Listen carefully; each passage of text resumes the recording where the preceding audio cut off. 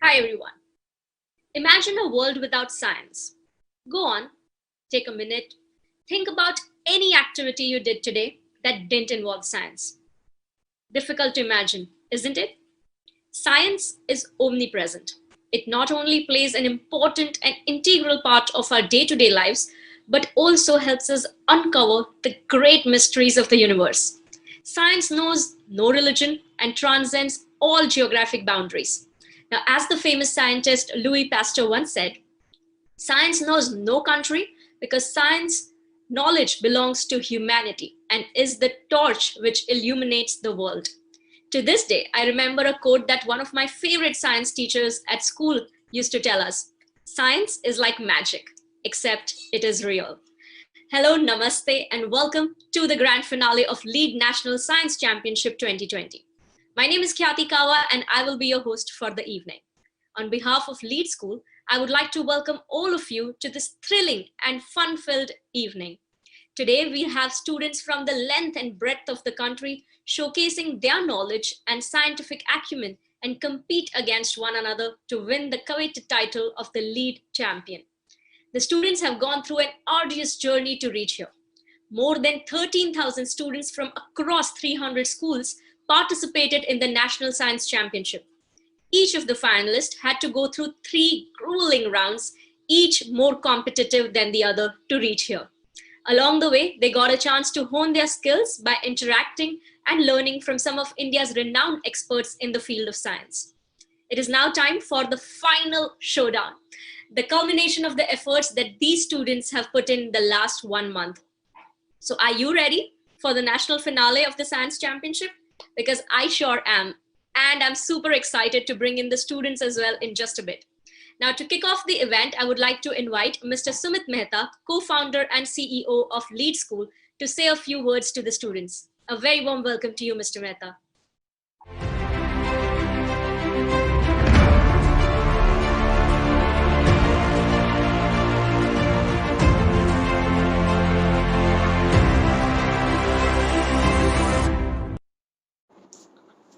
Congratulations, all the finalists of Lead Championships Science Competition. I'm really delighted to have all of you in the finals of the Lead Championships. I know you all have worked hard and you really deserve to be here. Science is like playing with Lego blocks. So have you played with Lego blocks? So physics tells you how these Lego blocks work with each other, how they move, what is their energy. Chemistry tells you how they come together, what are their properties. And biology tells you how they come together to create all the different living beings. So in fact, science is really simple. Science also requires one to have a very scientific bent of mind. What do we mean by that? The mindset to explore, to inquire, to be curious. I know all of you have these traits of being explorers, being inquirers, being curious, and that's why you are in the finals. Today, as you compete in the finals, I want to leave you with 3 simple messages. 1, always give your best in anything you do. I was a science student and I was preparing for my engineering college exams. And now when I look back, I think I did not give it my best. That's why I did not get through an IIT. I went to NIT Chandigarh. It was a good college. I learned electrical engineering. But at the back of my mind, I knew that when I was preparing for my JEE, I had not given my best. And in life, you will never get more than how much you have put effort for. If you put a lot of effort, you increase your chance of being successful. But if you don't put effort, you will not. So then, when I had to prepare for my MBA, I put a lot of effort. I gave it my best. And that's how I was able to get admission into IIM Ahmedabad. So the lesson for you is, in anything you do, always give your best. The second message I wanted to give you was never give up. Even when I was unsuccessful in getting through an IIT, I worked hard during my engineering college days and then I prepared really hard for my MBA entrance exams. The point is, in life, you will have success, and sometimes you might not get success. But you will only fail if you give up, because life will give you a lot of opportunities. So, today, when you compete in the finals of league championships, irrespective of the result, do not give up. There will be more championships, there will be more opportunities. And as long as you work hard, as long as you keep trying, you will achieve success. My third message to you is always learn from your experiences. Don't focus so much on who won, who lost, what did they do. Always focus on yourself. Always focus on what you can learn from this situation. Today, in the finals of the league championships, you will see what other teams have done. You will give your best, but at the end, some people will win the prize, some people might not win the prize, and that's okay. You are all in the finals, you are already winners. But what is important is, if you can learn one or two things from today's finals, those learnings are going to be there for your life. Winning and losing is temporary, but learning is permanent. So give your best, never give up, and always learn.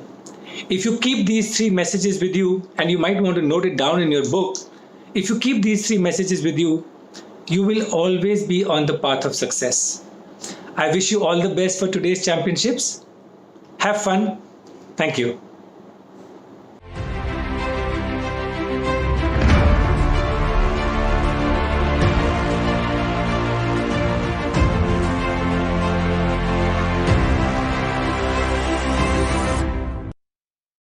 Thank you for setting the stage, Mr. Sumit Mehta. Let us now take a look at the different categories that the students will be competing in today. Our 9 finalists from classes 3 to 5 will compete in science project in the class 3 to 5 category. Our next 9 finalists from classes 6 to 8 will compete in the science project in the category of class 6 to 8. 6 teams of 3 students each will compete in the science B category. Now, these 36 finalists have a chance to win prizes along with the title of lead champions. For each science project category, the winners will take home a laptop and a trophy. The runners-up will take home a tablet and a shield, and the second runners-up will take home a music player and a medal. For the science B category, the winning team will take home tablets and a trophy, while the runner-ups team will take home music players and a shield. Now, before we kickstart the event, I'd like to introduce our jury members, the judges for the contest. I'd like to welcome our first jury member, Ms. Purvi Vora, founding partner, Renaissance Education. Purvi says she was born to be an educator. She has 18 years of teaching and educational leadership experience, having taught middle school students, graduate students, undergraduates, both pre and in-service teachers. She was the principal of a charter school in Mumbai for 4 years and worked at the American School of Bombay for another 3 as middle school science teacher and CSR coordinator for the secondary school. A very warm welcome to you, Purvi. Delighted to have you here. We also have as our judge, Ms. Ashna Mehta, co-founder Catalyst. Ashna is a business management graduate. She has an experience with running over her own micro venture called Offbeat. As a Teach for India fellow, Ashna has explored her love for secondary science teaching. She's currently the co-founder of Catalyst and works on designing experiment-based learning materials for teachers and students as well. Extremely delighted to have Ashna and Purvi as our judges. Very warm welcome to both of you. And we would love to hear a few words from you for the students who are gearing up for the championship. So Purvi, would you like to go first? Yeah, thank you, Kyati. I'm so excited to be here. And it's also very nice to meet you, Ashna. I'm really excited to hear what the kids have to present. I can't believe 13,000 kids, 300 schools. And this was my favorite subject. It's what I've loved in school. It's what I've loved teaching to kids in school. And I'm all geared up to listen to their presentations. So looking forward to it. Thank you, Purvi. Thank you so much. Ashna, your words of encouragement for the finalists? Thank you, Khyati and Purvi. I would like to wish all the students all the very best for today's championship. And I am super excited to hear from them. I think this is a great learning platform for the students. And I hope they take back a lot of curiosity once they leave the championship as well. Wow, thank you so much, Ashna. Purvi and Ashna, your words of encouragement, I'm sure, has geared all the students into full throttle mode as they come and present to both of you. And yes, we will find out who will be the national science champion in this championship. So thank you so much for being here. And we will be right back with our students.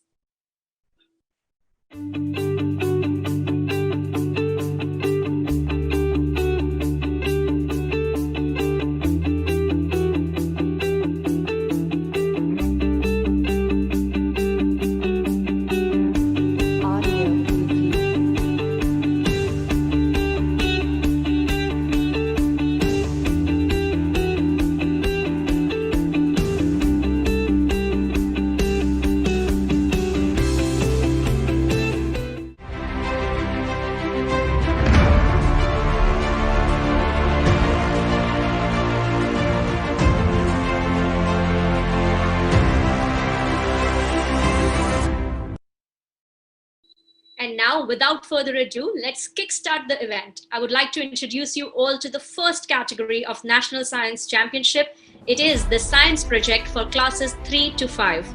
Each student here will showcase the project that they have created through a short video followed by 2 questions, one from each of the judges. The students will be marked on the project video as well as the answers that they give for the jury questions. So topics we had given to our science project class 3 to 5 were light, heat, sound, electricity, water, matter, and simple machines. They had to create or conduct experiments on any of these topics.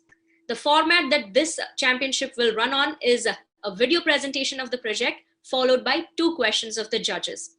All right, now let me introduce you all to the students of the first category science project class 3 to 5. First up, we have with us Nilesh Jaiswal from Sugar Singh Academy. A very warm welcome. We also have as our finalist Keshav Dimri from Doon Valley School. Our next finalist is Ayan Gupta from Red Fort International Public School. We have our finalist Sarvesh Amit Pathak from Ideal Smart School Miraj. Our next finalist is Arya Tipa from Mispa Mission Higher Secondary School, Sihora. Our next finalist is Anjali Kushwaha from Vivek Jyoti Gyanpit. Our next finalist in the category is Sivanesh Raj M from Vivekanand Vidyalaya CBSE School, Madurantakkam. We also have as our finalist Tamina A from Little Flower Matric HR School. And last but not the least, our finalist in this category, S. Zuhana Fatima from Beta Public School. Congratulations to all the students and all the best for reaching the National Science Championship finale. Now comes the moment we all have patiently been waiting for. I hope our judges are also super excited as we are, as I'm going to present our first project by Nilesh Jaiswal. Nilesh Jaiswal from Sugar Singh Academy. We will present his video first. Let's have the video, please. Hello everyone, myself Nilesh Jaiswal of class 5th of Sugar Singh Academy, Samnagar, Kanpur. I am presenting my school for Lead Championship 2020. Today I am going to perform an experiment on the topic transfer of heat. There are some questions in my mind. First, does heat transfer from one body to another body? Second, which part followed by heat to travel? Third, which liquid is heavier, hot or cold? Well, my prediction is heat can travel from hotter region to colder region.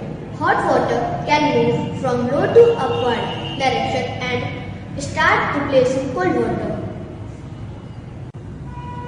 Let's find out the answers of these questions by doing an experiment. For this experiment, we need 2 glass flasks, 1 funnel, 1 filter paper, food color, CD, hot water and cold water. Fill 1 flask with hot water.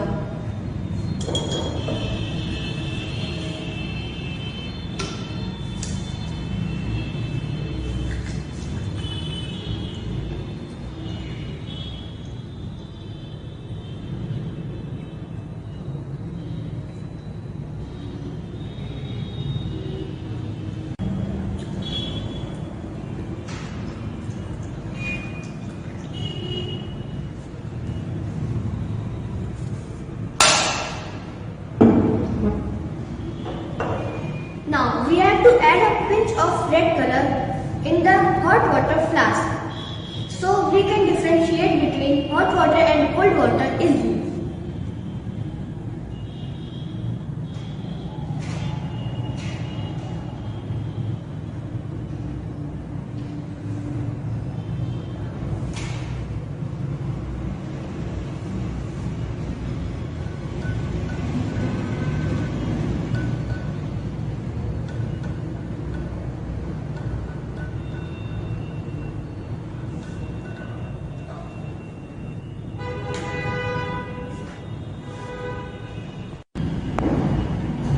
Now fill the ender flask with cold water and put the circular disc with filter paper on the neck of the flask having with cold water.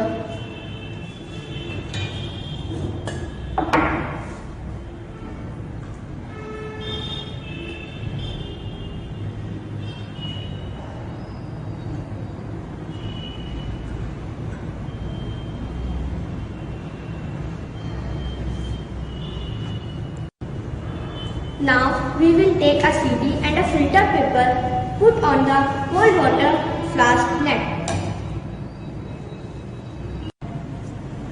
Take the cold water flask and place it on the neck of the flask having hot water in the inverted position.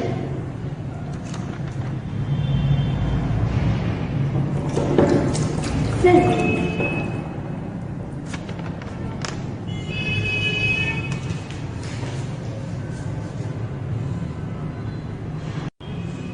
Now you can observe the hot water, which is red in color, start moving to the upward direction and the cold water start changing slowly.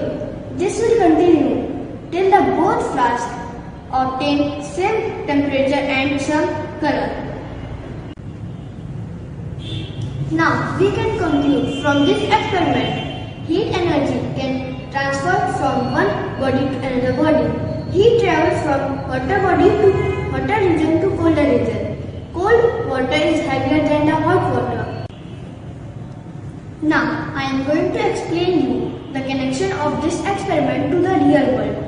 Transfer of heat is very important in our daily life. Like we are just able to boil water and cook food just because of heat travel from one body to another body. The property of heat also used in various industries like glass and steel industry and many more. So that's it from my experiment. Good day all of you. Well done, Nilesh. I'm going to call Nilesh Jaiswal on screen so that our judges can ask him their question. So Nilesh, can you join us on the screen, please? Welcome.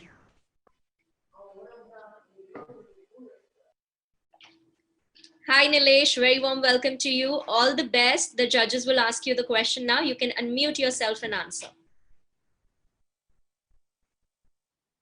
Purvi, Ashna would like to go first. Can I go? Yes, please. Okay. Hi, Nilesh. Thank you for your presentation. It was brilliant. My question to you is, you used a filter paper in your experiment. Can you explain me why did you use a filter paper? What was the purpose of using the filter paper? Then the purpose of using the filter paper is so the water will not fall in the flow.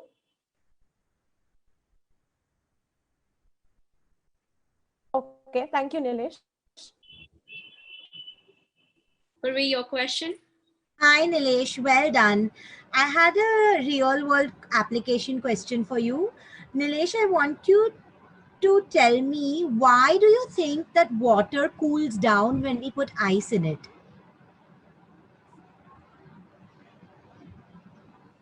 Ma'am, please restate the question.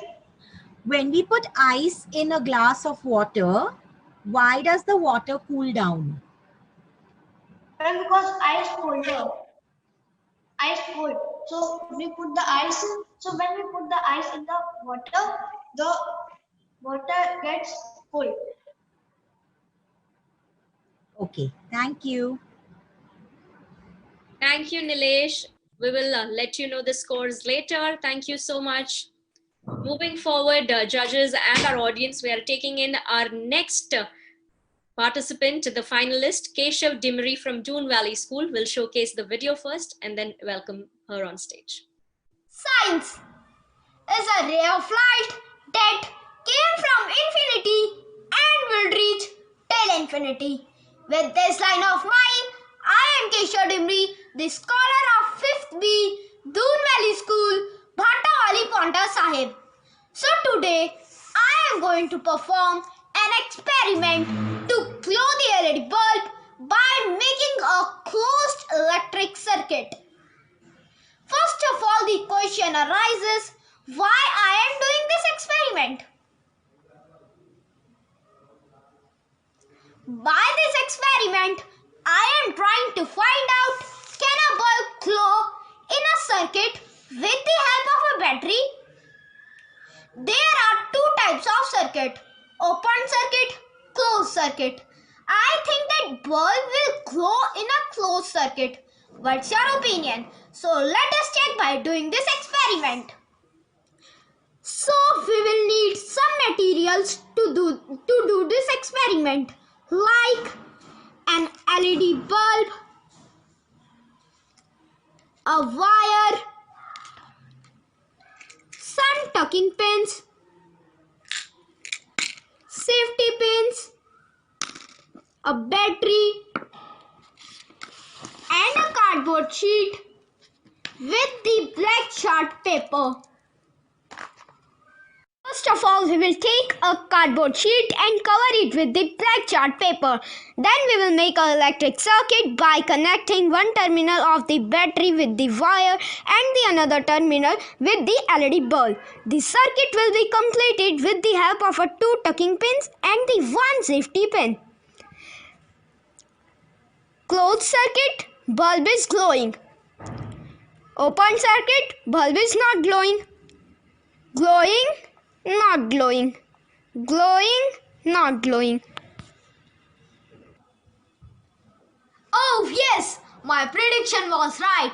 In this experiment, we have observed that the bulb was glowing when the circuit was closed. But in open circuit, it didn't happen. Do you know why?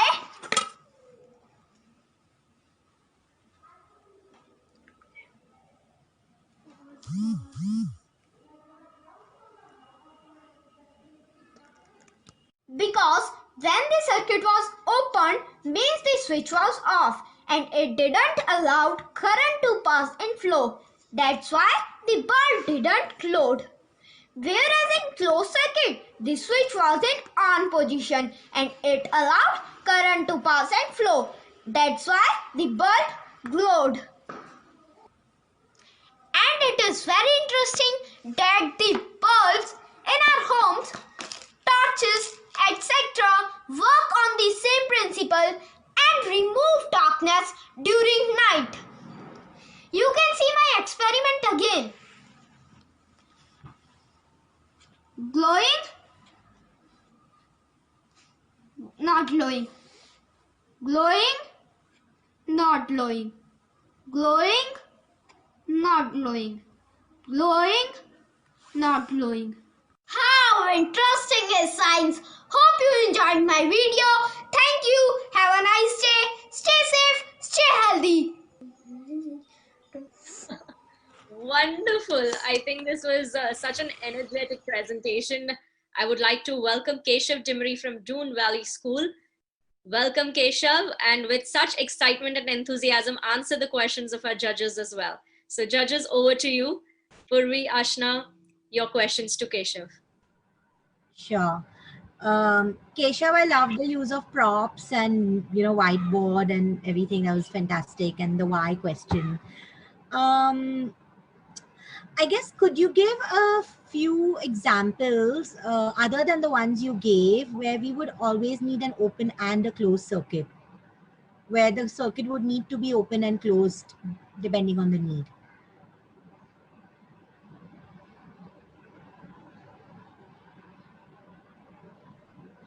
Keshav? Ma'am, can you explain in Hindi? हाँ, आपने जो दो उदाहरण दिए ना torch और bulb के, उसके अलावा आप मुझे और एक या दो एग्जाम्पल दे सकते हैं जहां पर ओपन और क्लोज सर्किट दोनों इस्तेमाल होंगे?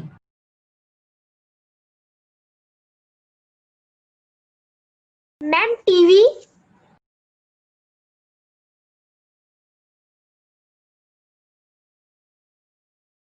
फ्रिज। ठीक है, thank you. Thank you, Hi. Keshav. Ashna, yes. Your Yeah. question. Hi Keshav, I loved your energy. My question to you is कि आपने सेफ्टी पिन यूज किया था सर्किट को क्लोज करने के लिए. अगर आप वुड और रबर यूज करते तो क्या बल्ब ग्लो होता, और अगर नहीं होता तो क्यों? मैम, नहीं होता. क्यों नहीं होता Keshav? Because the wood is not the good conductor of electricity. Thank you Keshav. Thank you, Keshav. Very well performed. Thank you so much. Stay with us on mute, okay? Thank you, Keshav. All right, with that, we're moving forward to calling our next finalist's video. It's from Ayan Gupta from Red Fort International Public School. Let's have the video on screen. Hello everyone, I am Ayan Gupta of grade 5. I study in Red Fort International Public School, Rishikesh. Today I am going to show you an experiment which is about fire and water. Now, my experiment's topic is water's reaction on ink. First, the question that came to my mind was that what will happen when Eno is added to water? Will the fire extinguish, or what will happen? Then I thought that the bubbles contain some acid that extinguishes fire. So let's begin this experiment to find out that am I right. For this experiment, you need a packet of Eno, matchstick box, a candle and a glass of water. First, burn the candle.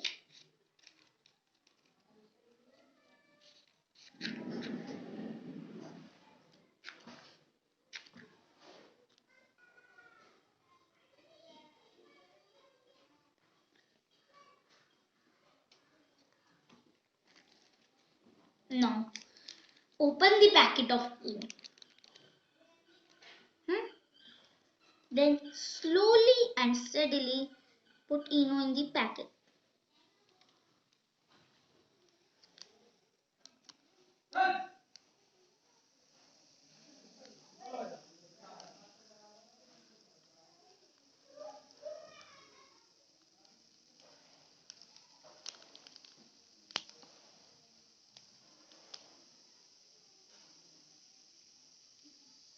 See? The fire extinguishes. This means I am right again. Now let me explain why this happened. This is because Eno is a mixture of tartaric acid and baking soda, which on reacting with water produces carbon dioxide. Now carbon dioxide, since is heavier than the air, it settles down and removes oxygen, and thus fire extinguishes. Now let me tell you how this is used in real life. This kind of chemical reaction is used in fire extinguishers, which you have might seen in hotels, schools, hospitals, fire stations, etc. That's all for today. Have a nice day. Bye.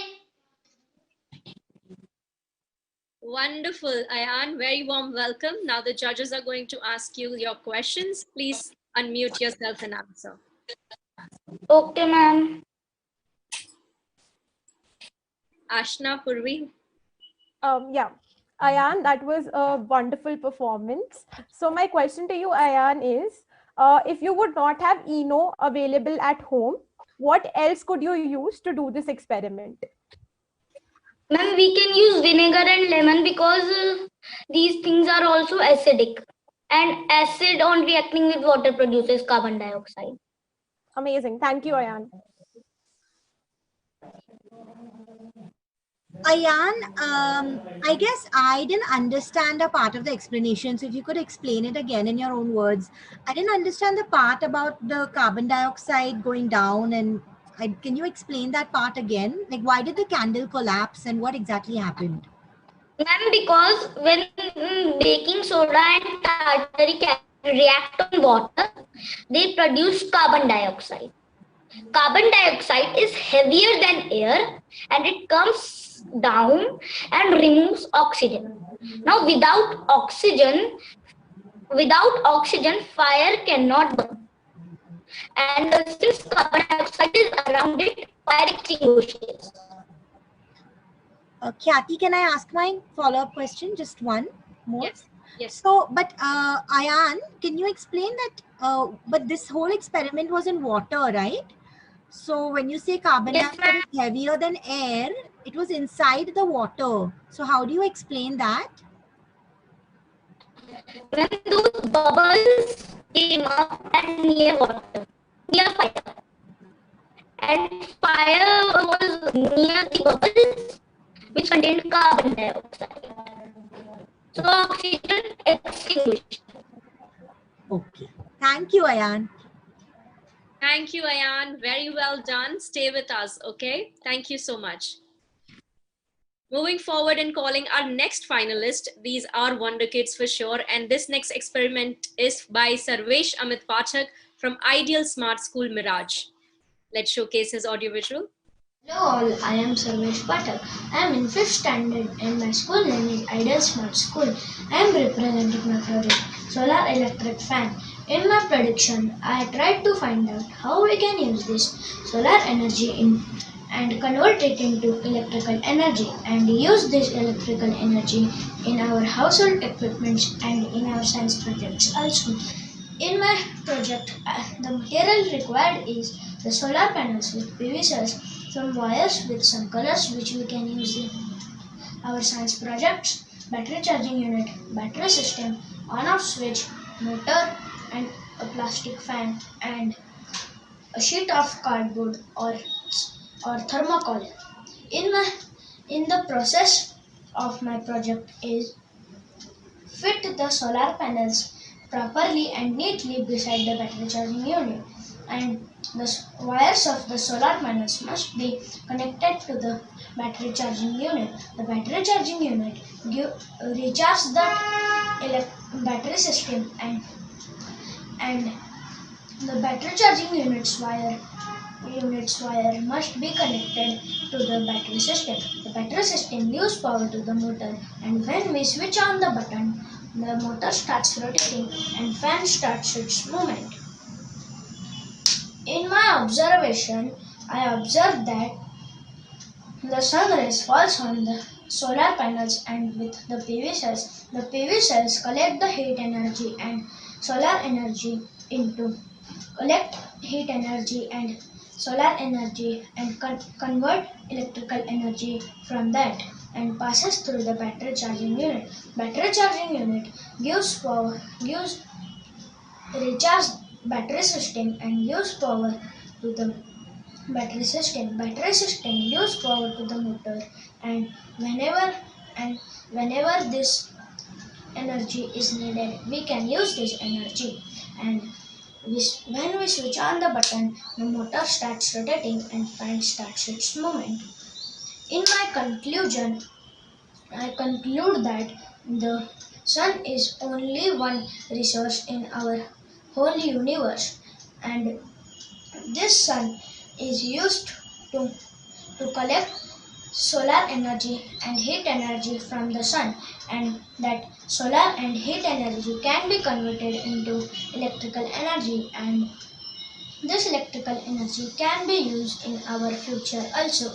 In my importance of the real world is the sun is the rich resource of the energy and power in the whole universe, and this energy can be used in future also, and also no hazardous and no harmful toxins are spreaded from this solar energy and heat energy when, and no pollution will be there in the whole future, and this is the solar panels are only one of the resource that can be used for collecting sun rays and convert heat energy into solar energy, and use this electrical energy and use this electrical energy in our whole future and in our whole world. Thank you.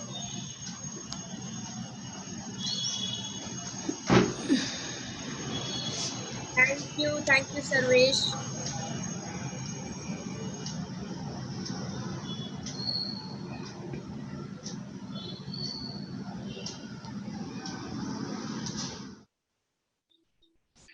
Well done, Sarvesh. That was a wonderful experiment. And now the judges will ask you your question. Please unmute yourself and answer them. All right, I can ask first this time. Sarvesh, thank you for that. Sarvesh, you listed some good advantages of using solar energy. Can you tell me when it might not serve us so well? What are some disadvantages of using solar energy?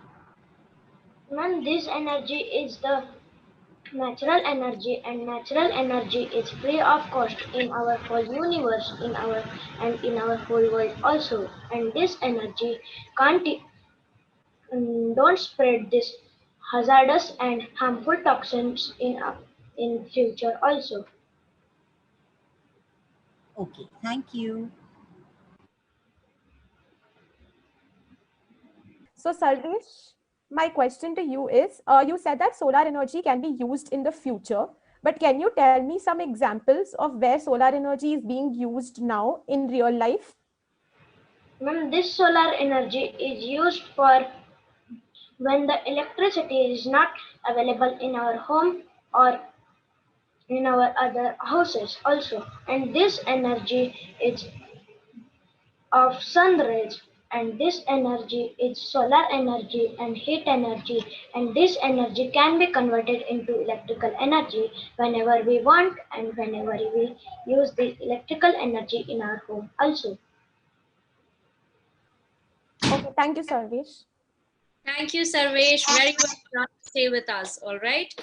Quickly moving forward to our next finalist. Welcoming the project of Arya Tipa from Mispa Mission Higher Secondary School, Sehora. Let's put on the audiovisual of Arya. Hello everyone, I am Arya studying in class 5 of Mispa Mission Higher Secondary School, Sehora. One day, I was sitting outside and observing the sun rays traveling in the straight line. Then I ran and got a torch and observed the same thing again. The light of the torch were also traveling in the straight line. It was strange for me. Here I am presenting an experiment to prove that light travels in the straight line. Materials needed for the experiment are a dartboard, a torch, a big torch or a small torch, some cloth pins, some CDs, and a scale. Let's start the experiment. First, take one CD and fix the cloth pin like this to make the CD stand.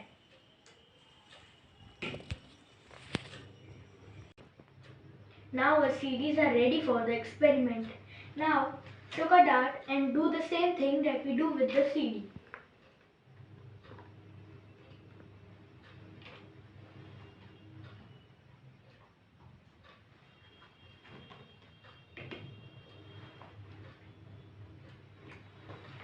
Now arrange these CDs in an even line with the help of our scale. I am here using 5 inches distance between the two CDs. 2 5, 3 5, 4 5. At the end of the row, place the dartboard. Now dim the light and turn on the torch and place the torch like this. The light is reaching the dartboard. This proves us that the light travels in a straight line.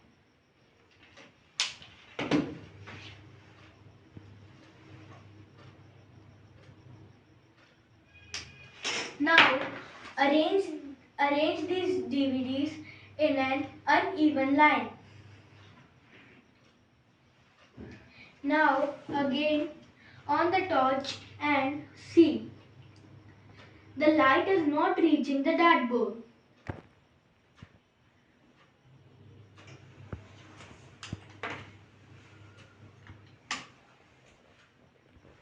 I observed that when the line is uneven, the light is not reaching the dartboard. So, this proves that the light travels in the straight line. I conclude this light travels in the straight line or an even way. This property of light to travel in the straight line is known as the rectilinear propagation of light. We can compare this action in the headlight of automobiles, torches, light bulb, and etc. I hope you enjoyed this experiment. Bye. Thank you. That was wonderful, Arya. Warm welcome. Now the judges will ask you the questions. All the best for it. Ashna?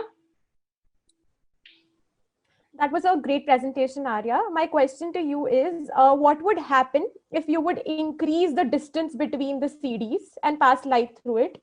What would the result of your experiment look like? Please unmute yourself, Arya.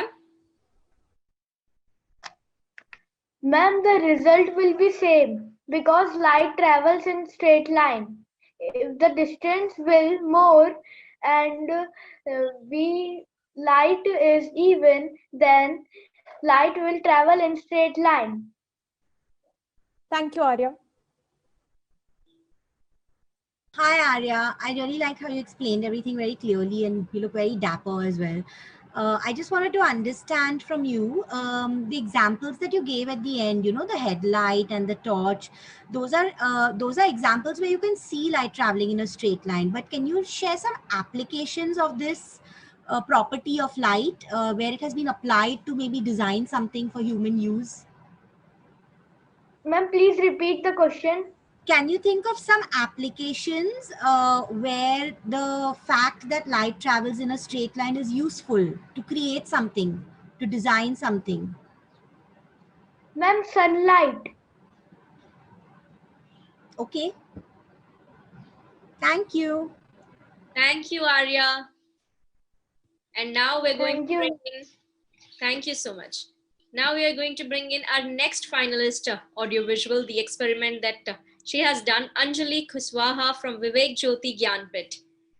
Hello judges, my name is Anjali Kushwaha and I am 5th standard of the student from Vivek Jyoti CBSE school in Madhya Pradesh. My experiment is about simple machine.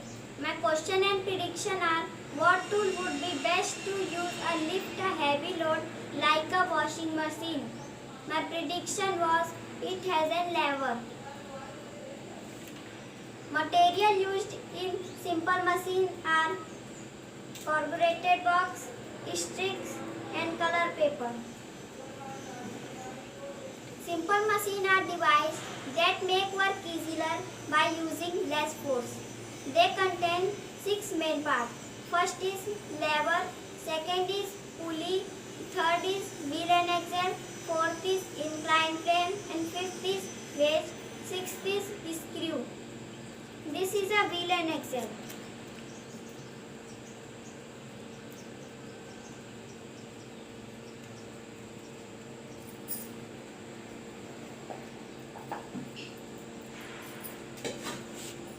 Wheel and axle is a combination of a wheel that the rod is attached to it so that both turn together is known as wheel and axle. This is a lever.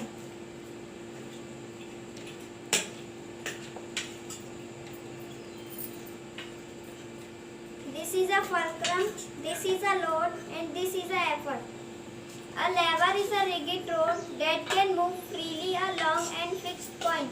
They contain three main parts.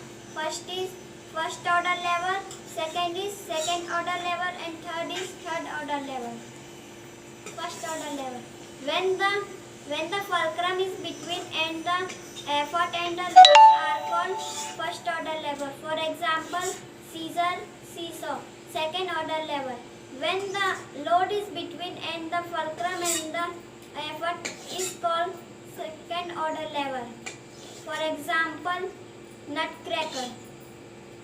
Third order lever.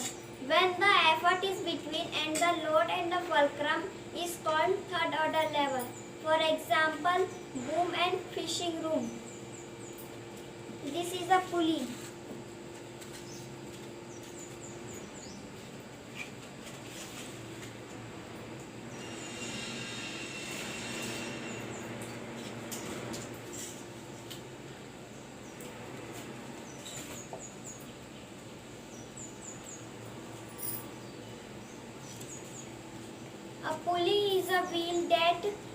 A pulley is a wheel that moves freely along an axle. My conclusion are: work into a machine, acquire work out of a machine. Simple machine do not make work to do by making the input force less the project touch the main principles of microcontrol and how they are used everyday machines that we take for granted. So I found that the simple machine is make work easier to less force. Thank you. Thank you, Anjali. That was a wonderful presentation. Now our judges will ask you the question. Please unmute yourself. Purvi, your question? Sure. Hi, Anjali. Thank you. I like the fact that you use everyday materials that you find at home to create your models. That was really cool to see. I have a question, Anjali. Why do simple machines make our work easier? Then because it later has less force. Okay. Thank you.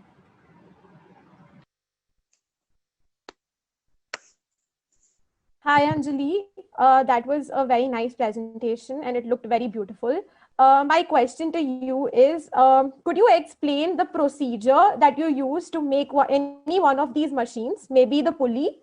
What was the procedure that you used to make the pulley? Corrugated box.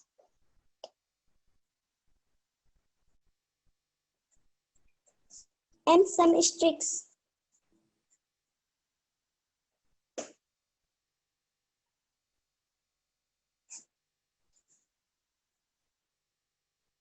Okay, thank you, Anjali. Thank you, Anjali. Now stay with us. All the best for the results. Thank you, judges. We'll move on to our next finalist now. We have with us Sivanesh Raj M from Vivekanand Vidyalaya CBSE School, Madurantakam. So we'd first showcase his audiovisual and then call him on screen. Hello everyone, my name is Sivanesh Raj. I am a 4th standard student from Vivekananda Vidyalaya CBSE school at Maduranthagam. My project's name is Walking Water and it's about capillary action. My question is how the capillary action works. I am trying to find out how water travels from filled in glass to empty glass. I predict that the empty glasses would be filled with water at the end of my experiment. To carry out my experiment, I need 5 glasses, water, food coloring and 4 paper tissues. First, I need to fill 3 glasses with water almost to the top.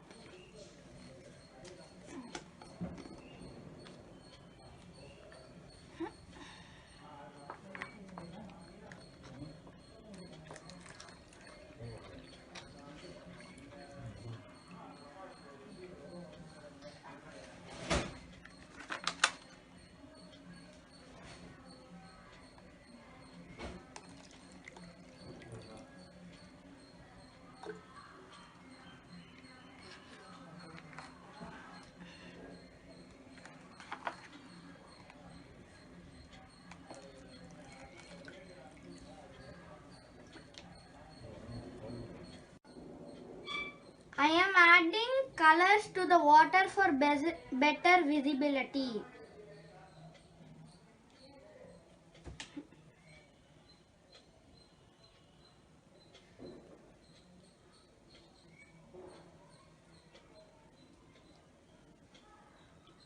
Now I am putting empty glasses in between the filled glasses.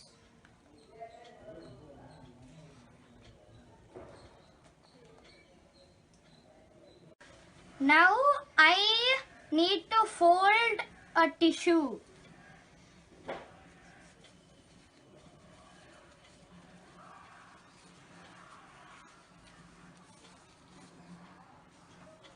Now bend it to make a V shape.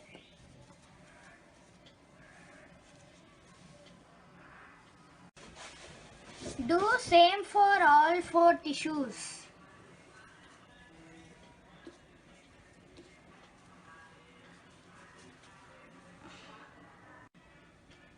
Now you need to put 1/2 of a tissue in one glass and in second half in another glass.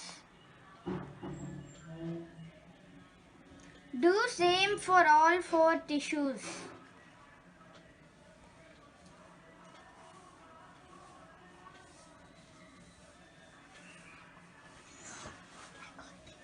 Now we will leave the glasses as it is and come back after a couple of hours. It's been 10 minutes now. We can see there is little water in the empty glasses. It has been 2 hours now. Let us check what happened to the water. Wow! I see the empty glasses have water in them now. Now I conclude that the tissues absorb the water from the filled in glasses and it traveled through the tissues into the empty glasses due to capillary action. So what is capillary action? Capillary action is the movement of a liquid through or along a material against an opposing force such as gravity. We could see many real-world examples of capillary action. Capillary action is used in plants to draw water from the ground. Capillary action is used by fountain pens for the movement of ink. Capillary action is used in candles to keep the candle burning. By doing this experiment, I now know about capillary action. Thank you, everyone. Thank you, Sivanesh. That was a wonderful experiment and explanation. Now the judges will ask you the question. Please unmute yourself. Judges, your questions.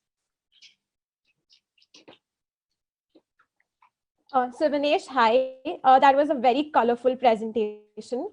In your definition of capillary action, you mentioned the role of gravity. Can you tell me what was the role of gravity in this experiment that you have done? Gravity pushes the water down into the empty glass. Okay, thank you, Sivanesh. Hi, Sivanesh. Very well explained. I have a question for you. Can you think of one or two materials instead of the tissue paper that would not have worked? If you had used another material that would not have worked? A newspaper, Would not have worked. Why? because it is thin, but it is thicker than the tissue paper, and the tissue paper has pores in it which absorb the water, and the water travel to the empty glasses. Thank you. Thank you, Sivanesh. Very well done. Moving forward, we'll be calling our next finalist, Tamina A from Little Flower Matric HR Secondary School, Satyamangalam. So we'll showcase her video first. Welcome to all. This is Tamna studying 5th standard in the Diploma Matriculation High Secondary School, Satyamangalam. Today I am going to talk about an interesting topic, surface tension of water. Okay, before going to the topic, let me ask you a few questions. Question number 1. Safety pin is much denser than water. It should sink, but sometimes it floats. How? Question number 2. Sometimes insects walk on water. How? Question number 3. Why water droplets are spherical in shape? I think that is due to surface tension of water. Let me explain. Consider you have a cup of water. Water contains many water molecules. Consider only one water molecule at center. That water molecule is attracted by other molecules in all directions. So they are stable. Now we see surface water molecule. That water molecule is also attracted by other molecules in all directions except top because there is no water molecules on top, so they are unstable. To change this unstable state, it forms strong bonds with side molecules. And when the molecules are near to each other, surface area decreases like this. Now, surface of water forms an elastic sheet-like structure. This property of water is called surface tension of water. So we define surface tension is the tendency of liquid surface to shrink into minimum surface area possible. I will explain it by few experiments. Methods needed for the experiments are bowl of water, tissue paper, safety pin, plate of milk, plate of water, soap solution, food colors, pepper powder and baths. We do the experiment. Place tissue paper gently down on water.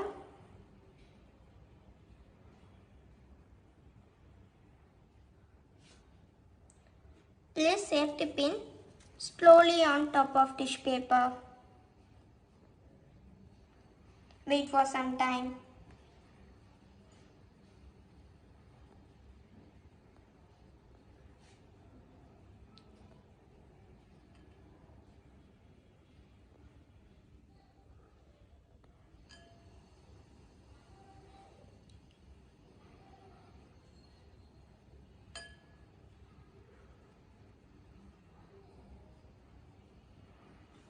Tissue paper sinks now.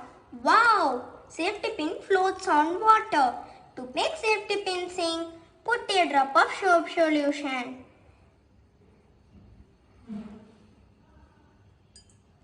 Wow! Safety pin sinks now. Soap solution reduces the surface tension of water. We do another two experiments.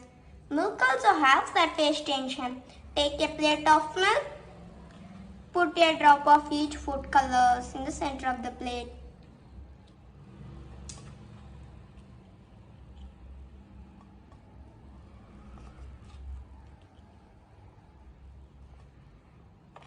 Dip your finger in the soap solution. Keep your finger at the center of the colors. Wow, food colors move away from the soap solution. We do another one experiment. Take a plate of water, sprinkle the pepper powder in the water.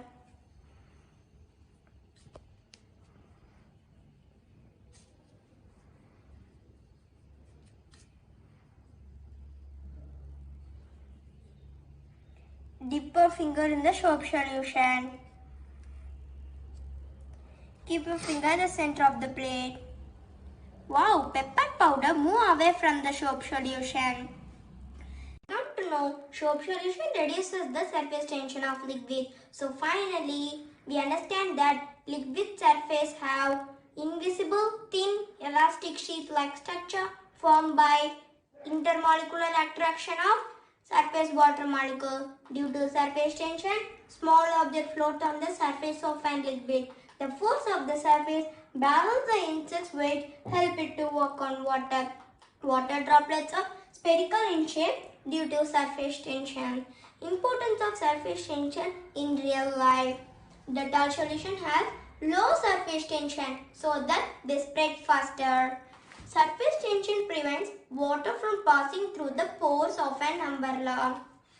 Toothpaste cleans the teeth easily as it contains soap, which reduces the surface tension. Okay, thank you. Thank you so much, Tamina. That was a wonderful presentation. Very warm welcome to you. And now the judges will ask you the questions. Do answer them nicely. Okay? Okay, ma'am. Ashna, Purvi, your questions?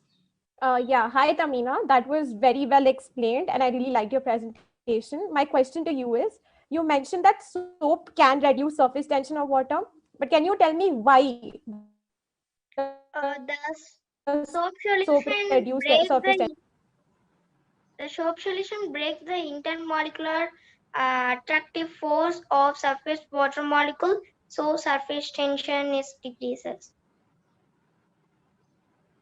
Okay, thank you, Tamina.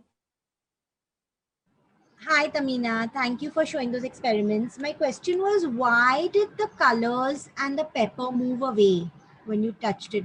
Why did they move away? Because uh, the soap solution is soap solution. We cannot see the surface tension. Uh, so I am putting the food colors and pepper to show the surface tension moving. When we keep the soap solution in the center of the colors, it moving. The soap solution breaks the surface tension. Okay, thank you. Thank you, Tamina. Very well done. Thank you, ma'am. And now, last but not the least, I'd like to call our finalist in this category, S. Zuhana Fatima from Beta Public School. Let's showcase her audiovisual first, and then we'll welcome her on screen. Good morning, respected judges. Myself is Zuhana Fatima. I am a standard student from Beta Public School CBSE in Kanjipuram. My experiment is density of water. My question was inference from density studies. Materials required: 2 glasses of mineral water, 2 lemons, 2 eggs, salt and spoon. First, I am going to take a glass of mineral water.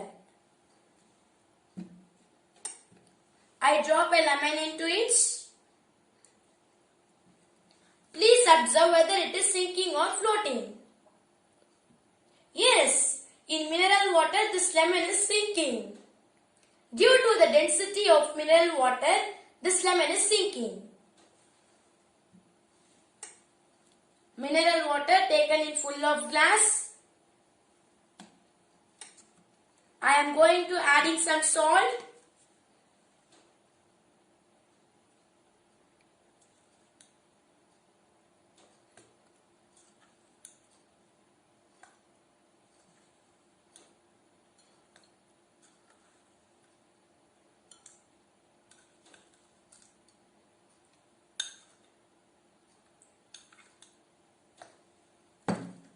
and mixing it.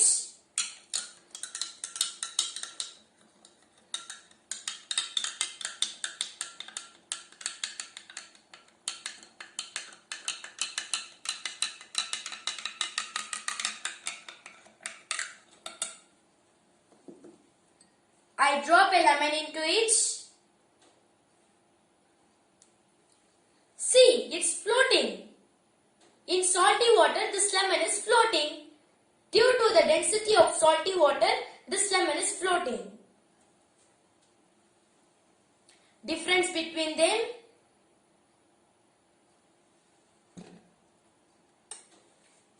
Reason behind the lemon floating in salt water. In salty water, solute were added into solvents, which adds to the mass of the water and makes the water denser than it would be without salts. Because objects float better on a dead surface, they float better on salt water than fresh water. Let's do same experiments with eggs. Take the lemons and drop eggs in the mineral water and salty water.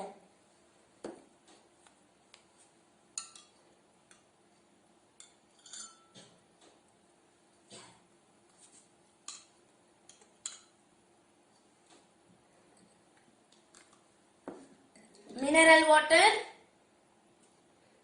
Drop your egg into mineral water.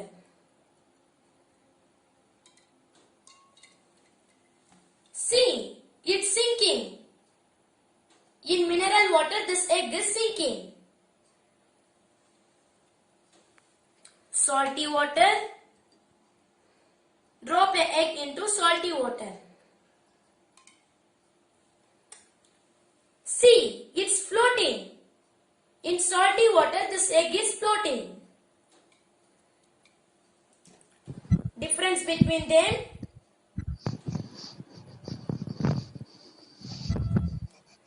Simply the density of an object is more than the density of the liquid, then it sinks in the liquid. Density is the ratio between mass per unit volume defined by mass in kilograms divided by volume in cubic meters. I learned from this experiment, according to Archimedes' principle, this is because the buoyant force acting on the object is less than the weight of the object. This experiment's concept, it is very easy to know the density variation if it is mixed together. Through this experiment, we come to know that the density variation of normal water and salty water. And last, I hope you have enjoyed this well. Thank you. Thank you so much, Fatima. And now the judges will ask you the questions. Please unmute yourself and answer. Okay, ma'am. Over to you, judges. Zuhana, hi. Your presentation was very energetic. My question to you is, you spoke about the Archimedes principle and you also mentioned something called the buoyant force. Could you tell me the meaning of buoyant force? The buoyant force means gravity, ma'am.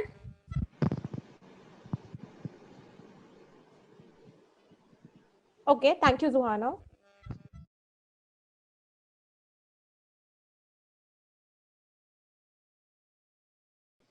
Purvi, you are on mute. Yeah. Hi, Zuhana. Thank you for making that video. I had a couple of questions for you.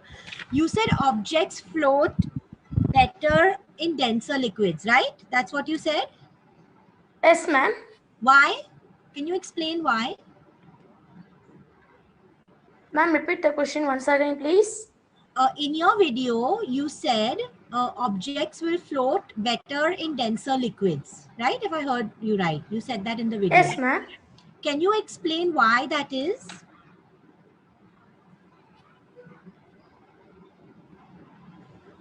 Ma'am, because the density of water. Thank you. Thank you, Zuhana Fatima. Very well done.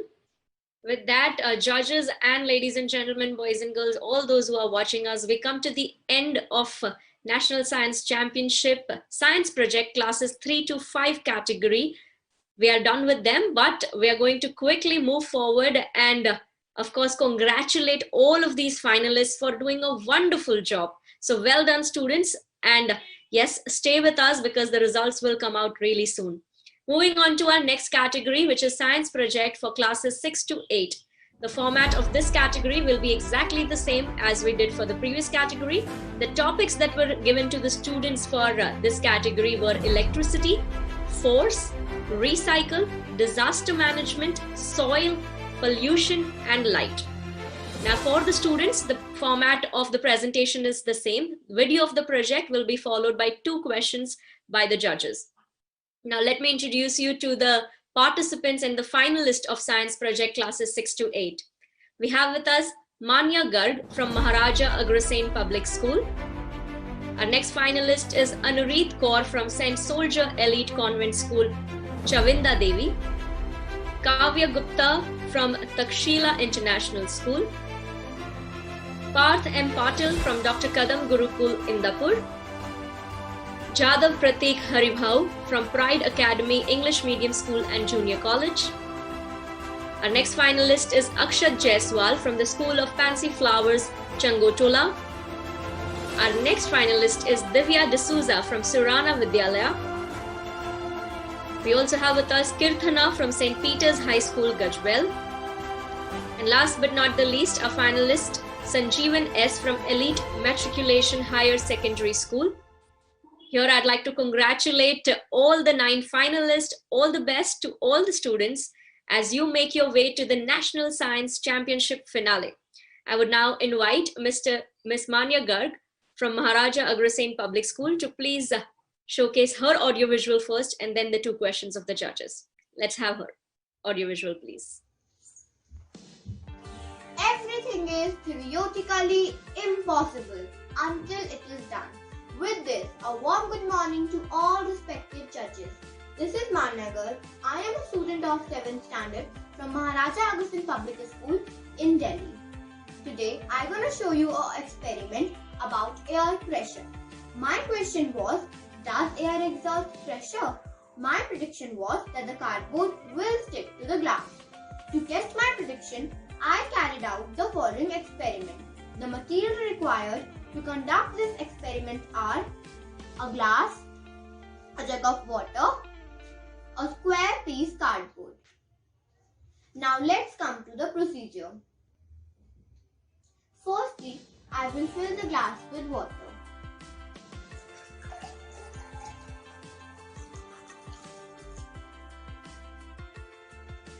I then will cover the glass with the cardboard piece. Make sure there is no air between the glass and the cardboard. Then support the cardboard with your hand and invert the glass.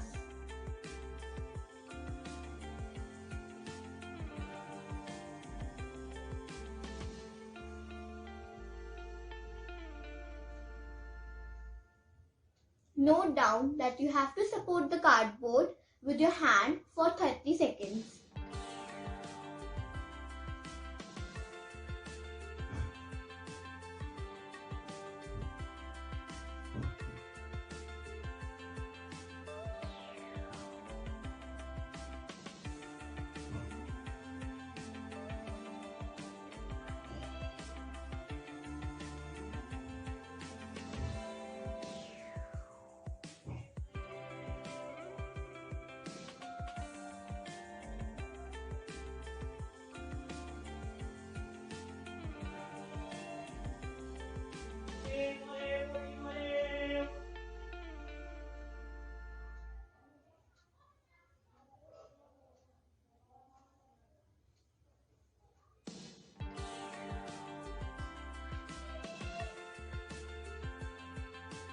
Now gently remove your hand. You can see I have left this, but it is still stick to the glass. So our observation is that we have left the cardboard, but it was still stick to the glass. I concluded that air exerts pressure. I also concluded that air exerts pressure in all the directions. So air pressure is used by us in our daily life. For example, for inflating balloons and tires of vehicles, for drawing water from wells, and many more. Thank you for your patient hearing. I hope you will try this experiment in your home too. But let me show you this diagram also. I have made this for you for understanding very well. So the first position was this. This is the cardboard and this is the glass with water. And now when we inverted it, the position was this and the air pressure was from downwards. So you can see this.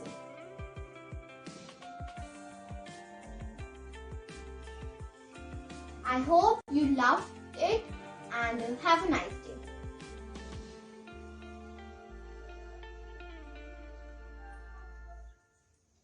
Air exerts pressure.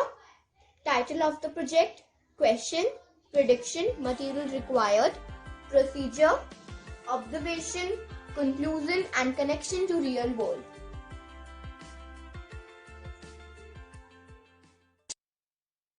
That was wonderful, Manya. Very well done. And all the best, because now the judges are going to ask you the questions. Judges, over to you. Hi, Manya. I had a question for you. I noticed that when you turned the glass and you removed your hand, you removed it for a few seconds and then turn the glass back again, right? My question to you is, what would have happened if you had kept the glass upside down and why? Ma'am, please can you repeat? Yeah. When you showed the video, you turned the glass upside down and the cardboard stuck to the glass, correct? But you kept it upside down for a very short period, like 2 seconds, and then you immediately turned the glass back. So my question is, if you had kept the glass overturned for long, let's say 30 seconds, what would have happened and why? Ma'am, the cardboard would be stick to the glass as the air pressure was reacting from downwards. I told in the video too, but and the air pressure, the space was not empty. The space was not empty below the cardboard as the air was there and air was exerting pressure. So the cardboard would be stick to the glass. Even after 30 seconds? Ma'am, not for too long. It would be for 15 to 20 seconds only, ma'am. Okay, so can you explain why? Not for too long? Why not for too long? Ma'am, yes, ma'am, because we know that air pressure exerts because of the molecules interacting with each other and interacting with the objects. The object was the cardboard, the molecules were interacting with the cardboard and the air was exerting pressure. But the cardboard would not be stick for long time as the air were as the water was also exerting pressure. That's why. Okay, thank you. Thank you, Manya. Ashna, is the connectivity better? Can we ask your question now? Am I audible? Yes, you are audible. Okay, Manya, my question to you is, you have used cardboard for this experiment. This experiment, you use any other material like paper or plastic? Ma'am, there is some network issue. Yeah. Ashna, if I understand correctly, your question is that what would happen if she had used any other material apart from cardboard? Am I right? Yes. Yes, that's my question. Yes, Manya. So what would happen if you had not used cardboard? Let's say you used paper or plastic. So please explain. Okay, ma'am. Ma'am, if I would use paper, we know paper is very thin and the paper would not be stick to the glass as it is very thin and the pressure exerted by the water will not let the paper stick. And if we use plastic, it would be stick to the glass as the water also exert pressure and the air also exert pressure, but the plastic will be stick to the glass. Okay, that's wonderful, Manya. Thank you so much. Now please mute yourself and stay with us. Right? Thank you.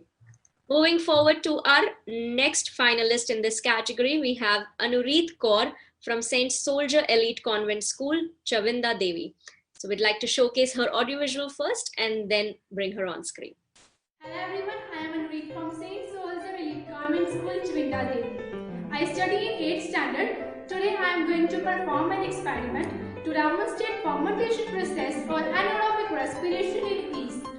I predict that there will be production of alcohol and release of carbon dioxide gas. To perform this experiment, materials required are yeast powder, sugar, plastic bottles, warm water and balloons. Yeast respires anaerobically. It converts sugar into alcohol and carbon dioxide gas. This process of conversion of sugar into alcohol and carbon dioxide gas is called fermentation. Now I am going to start the experiment.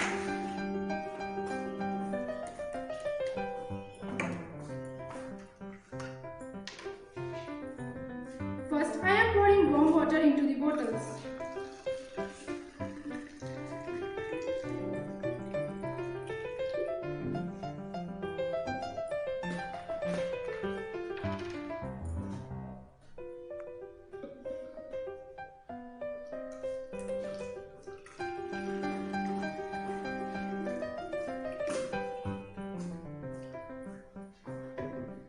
I am mixing 2 spoons of sugar into the bottles.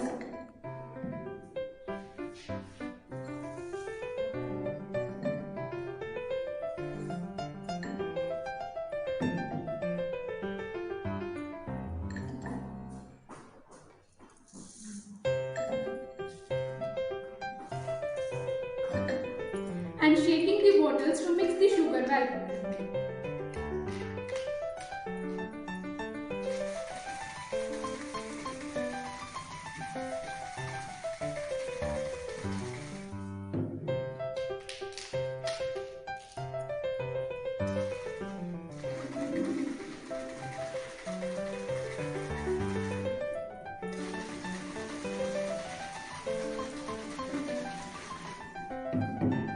Now I am adding 1 spoon of sugar in this solution or bottle.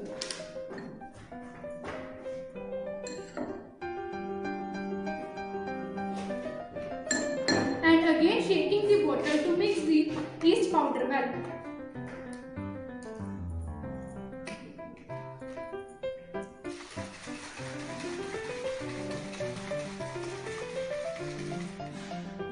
Now I am placing the balloons on the mouth of the bottles.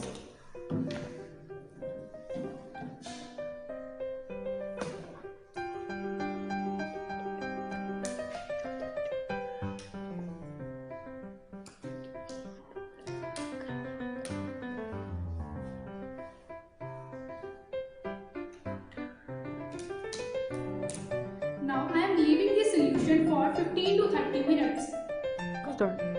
After 30 minutes, there is change in this solution in which I have added water, sugar and yeast powder. Its balloon is inflated. But in this solution in which I have added water and sugar, there is no change. Its balloon is not inflated. I conclude that yeast is a microorganism found in air, food and everywhere. To survive, it needs carbohydrates like sugar. In this solution, in fermentation, it is absorbing sugar in absence of oxygen and give products alcohol. In real world, many industries are based on fermentation process. For example, for wine production, beer production, alcohol production, and also in many baking industries. In wine, beer and vinegar production, different sugars and different yeast cultures are used to make alcohol. Thank you. Thank you, Anureet. That was a wonderful experiment, very well explained. Now, Purvi ma'am will ask you your first question. Yeah, actually, Anureet, I didn't hear, I missed the prediction. What was your research question and prediction? Can you state that again, please? My question was, what is fermentation? I predict that there will be production of alcohol and release of carbon dioxide gas. Okay, thank you. I don't have any other questions. Thank you, Purvi. Anureet, Ashna ma'am's question to you is that why did you use yeast powder for the experiment? I used yeast powder for the project because yeast is a microorganism and it respires anaerobically. It converts sugar into alcohol and carbon dioxide gas. So that's why balloon is inflated. All right. Thank you so much, Anureet. Well done. With that, we're moving forward and calling our next finalist here. Next finalist is Kavya Gupta from Takshila International School. Will first showcase audiovisual and then bring them on screen. Hello everyone, my name is Kavya Gupta. I am from class 6 of Takshila International School, Mandi, Himachal Pradesh. I hope you all are fit and fine through these unusual times. I want to ask a question. What is electricity? Yes, electricity is the one of the most important blessings that science has given to us. It is a part of modern life and we cannot live without it. Some examples are lighting room, fans, and domestic appliances like electric stoves and ACs are some examples. Now I will tell you the title of my project. The title of my project is Lighting a Bulb Using a Potato. So let's start. First, the question is, what are you trying to find out? I am trying to find out that how a potato is capable to generate light. Now next prediction, what do you think? I think the light will glow up. What do you think? Now I will tell you the materials. Materials are cardboard, chart paper sheet, potato, connecting wires, copper and zinc plates and a small bulb. Now I will tell you the procedure. Firstly, I cut a potato in 4 pieces.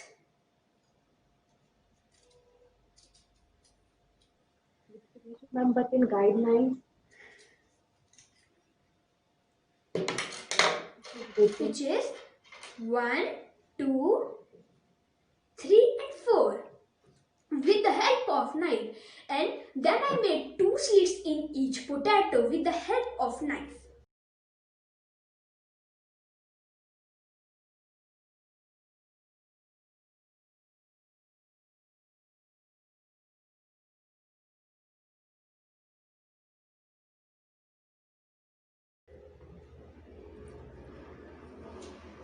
After that, I connect the potatoes with the connecting wires, at the end of which copper and zinc plates were attached and inserted in the 2 slits of each potato. After inserting the zinc and copper plates, I observed the light is glowed up. Wow, magic, no? Now I will tell you the conclusion.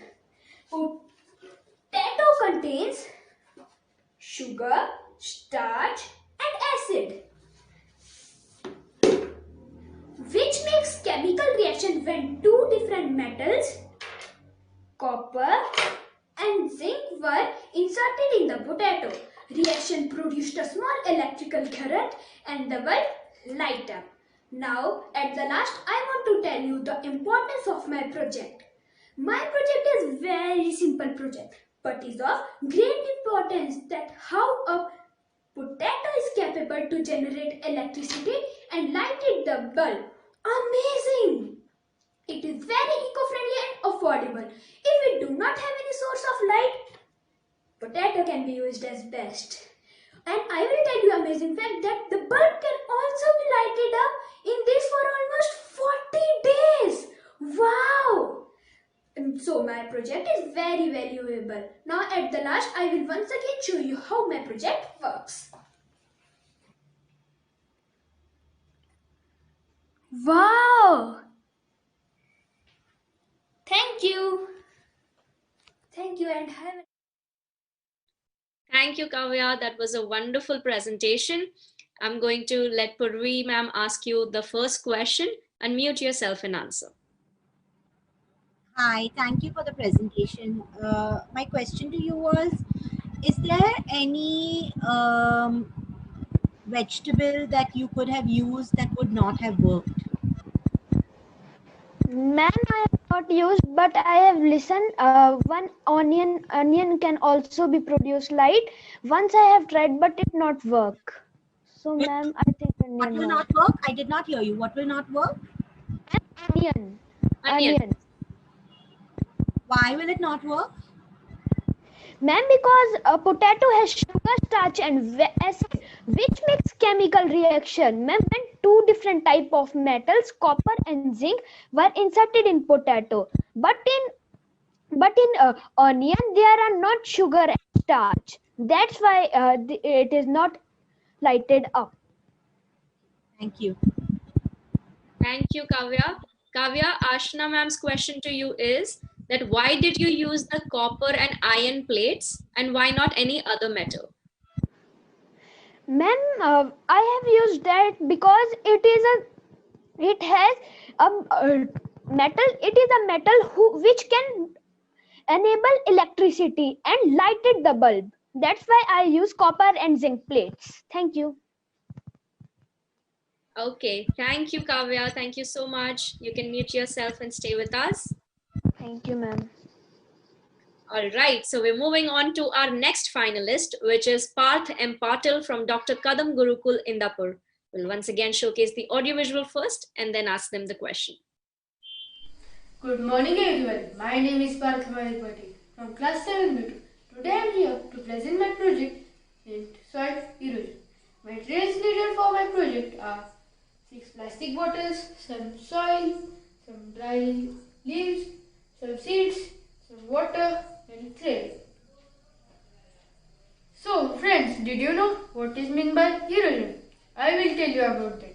Erosion means when the soil is washed away by the water, it means by erosion. The intention of my project is to tell that how can we stop the erosion. So in front of me, you can see that there are 3 plastic bottles. I have cut the top of these 3 plastic bottles and I have hanged some cups in front of them. The first plastic bottle contains bare soil. The second one contains dry leaves on the top and the third one contains plants grown in it.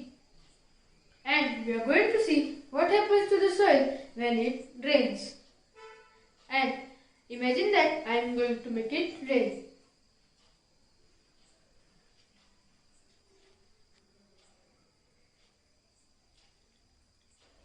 The water is coming out.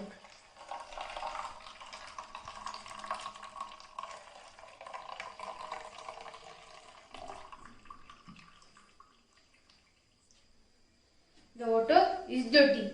So friends, why the water is dirty?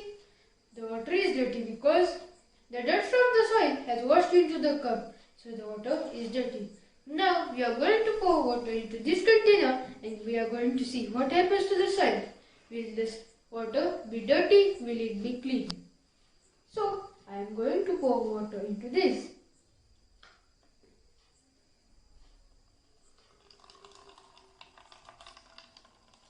Now the water is coming out.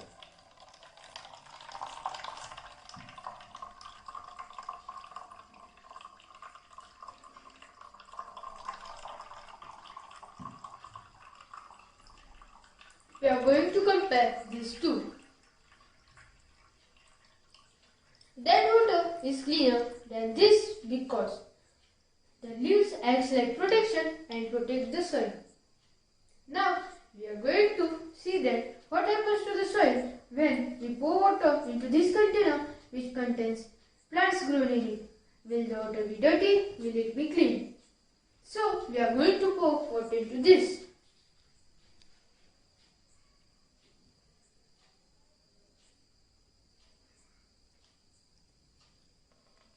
The water is coming out.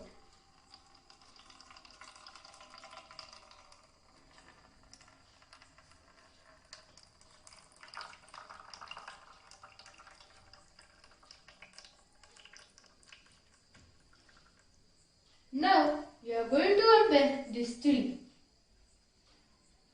That water is cleaner than this too because the plant's roots act like fingers and protects the soil. So, conclusion of my project. The third bottom roots of plant acts like finger and protects the soil. So, we have to plant more trees and protect the soil. Precious resource soil. Thank you. Thank you, Parth. That was a wonderful presentation. Now, please unmute yourself and answer the question of our judges. Okay. Purvi, your question? Sure. Thank you, Parth. Parth, can you think of some examples of natural environments or natural habitats where you can see what you just demonstrated in the experiment? Ma'am, when it rains, the soil comes down from mountains. I'm sorry. Can you repeat what you just said? Ma'am, when it rains, the soil comes down from the mountains. Okay. Thank you. Thank you, Purvi. Parth, Ashna ma'am's question to you is, what are some of the real life applications of your project? Can you please explain?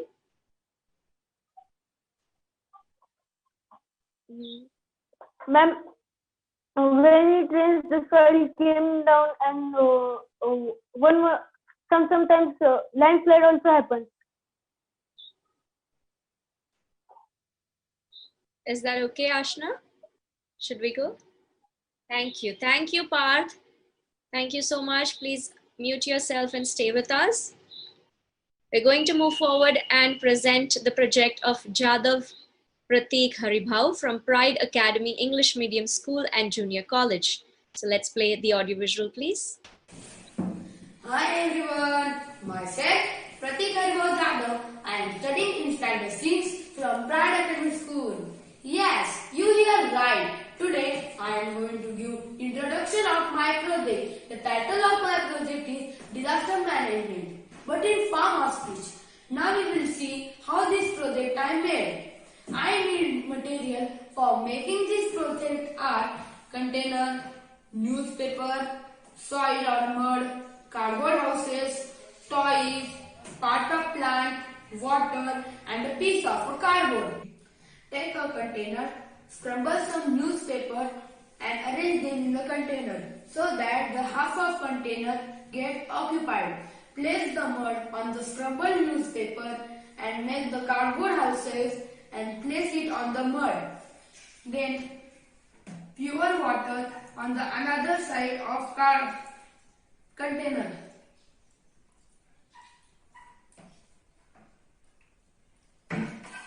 Take a piece of cardboard and try making the waves.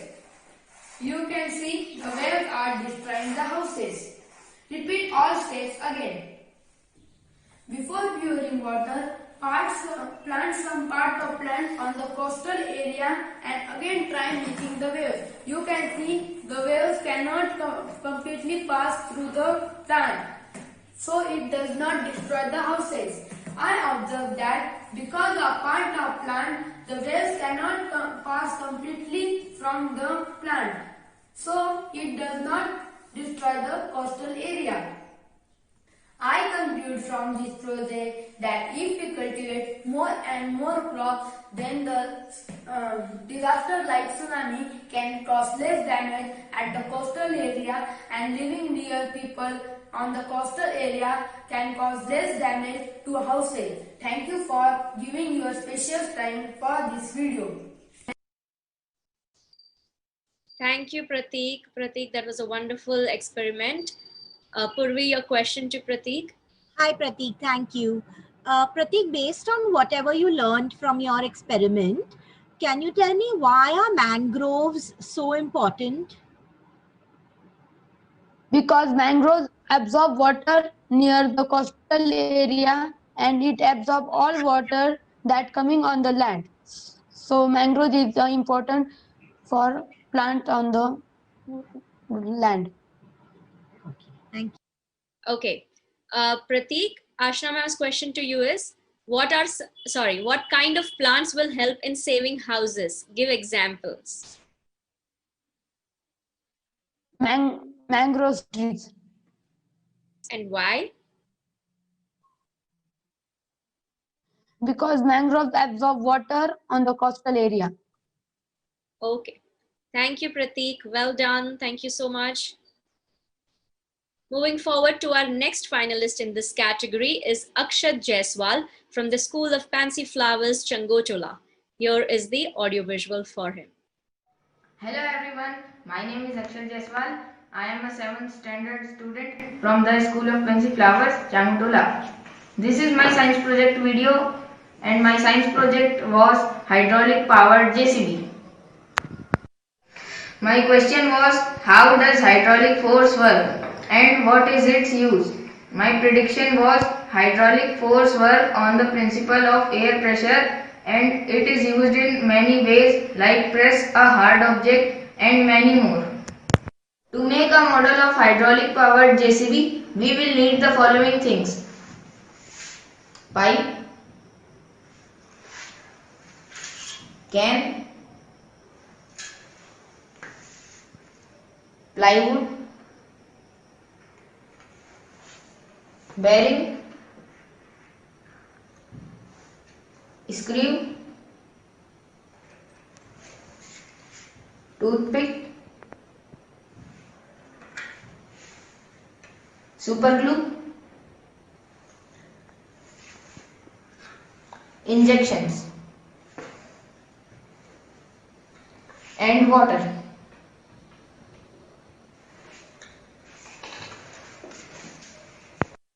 To make this model, first I cut plywood of measured length with the help of saw and make holes in measured distance in which they are needed and pass a toothpick through the holes and make a structure like this.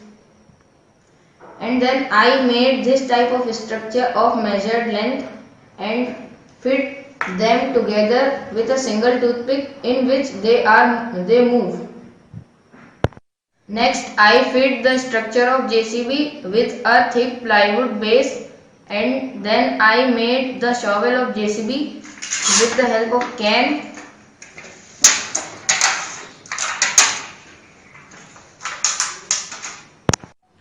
Next I fit injections in different moving parts of the JCB. Next, I fill water in the pipe and in the first injection. Finally, I fit the pipe in the mouth of both injections and the model is ready. So, I show you how my model works. When we push the injection which moves the JCB up and down, the JCB moves up. And when we push the injection of shovel, the shovel moves.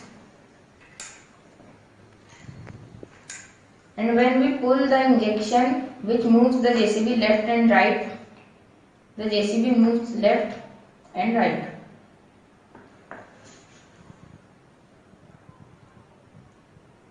I continue this process to show you the working of my model in detail.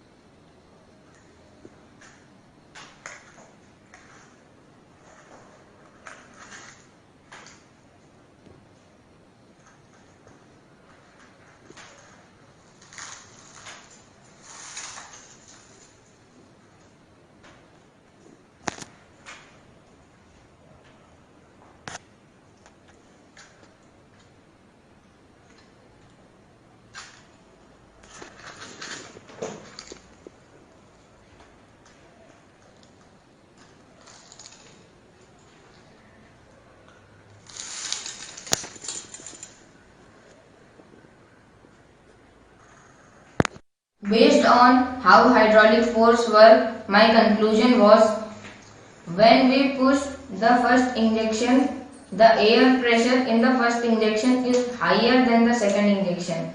So the water moves from the first injection to the second injection. And when we pull the first injection, the air pressure in the first injection is lower than the second injection. So the water moves from the second injection to the first injection. Use of hydraulic force in real world is to lift a heavy object like this. When we push the first injection, the water moves from the first injection to the second injection and the object is lifted up. And the second example is, this is a hydraulic powered machine which press hard object and flat it. Thank you for watching my science project video.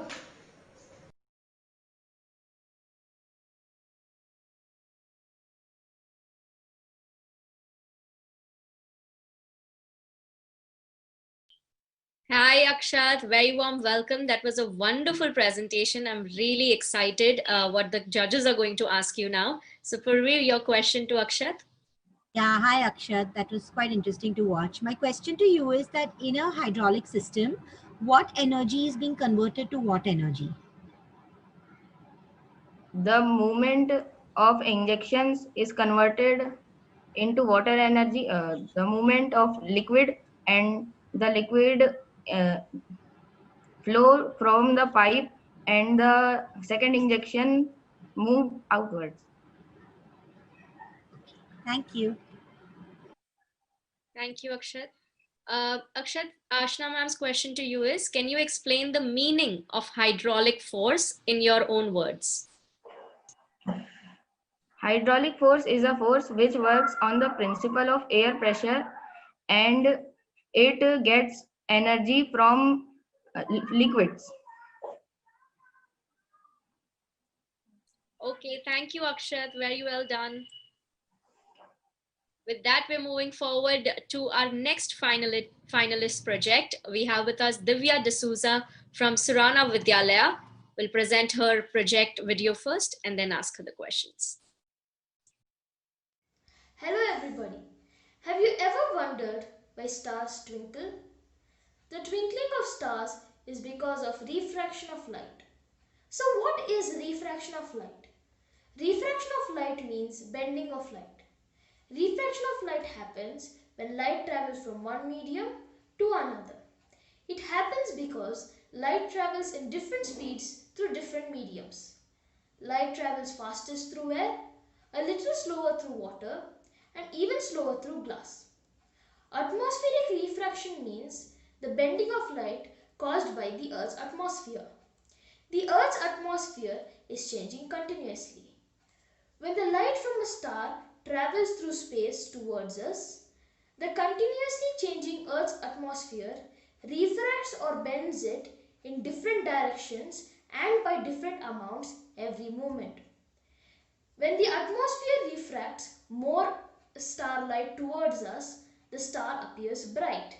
And when it refracts less starlight, the star appears dim. Hence, the amount of starlight reaching our eyes increases and decreases, causing the star to twinkle. Now let us conduct an experiment based on refraction of light. For this experiment, you will need a glass of water, a sheet of paper and a pen. First take a sheet of paper and draw two arrows on it facing the same direction. Then take a glass of water. Now what do you think will happen when we see this sheet of paper through this glass of water? I think that the arrow will point in the opposite direction when we see it through this glass of water. Now let us lower this sheet of paper.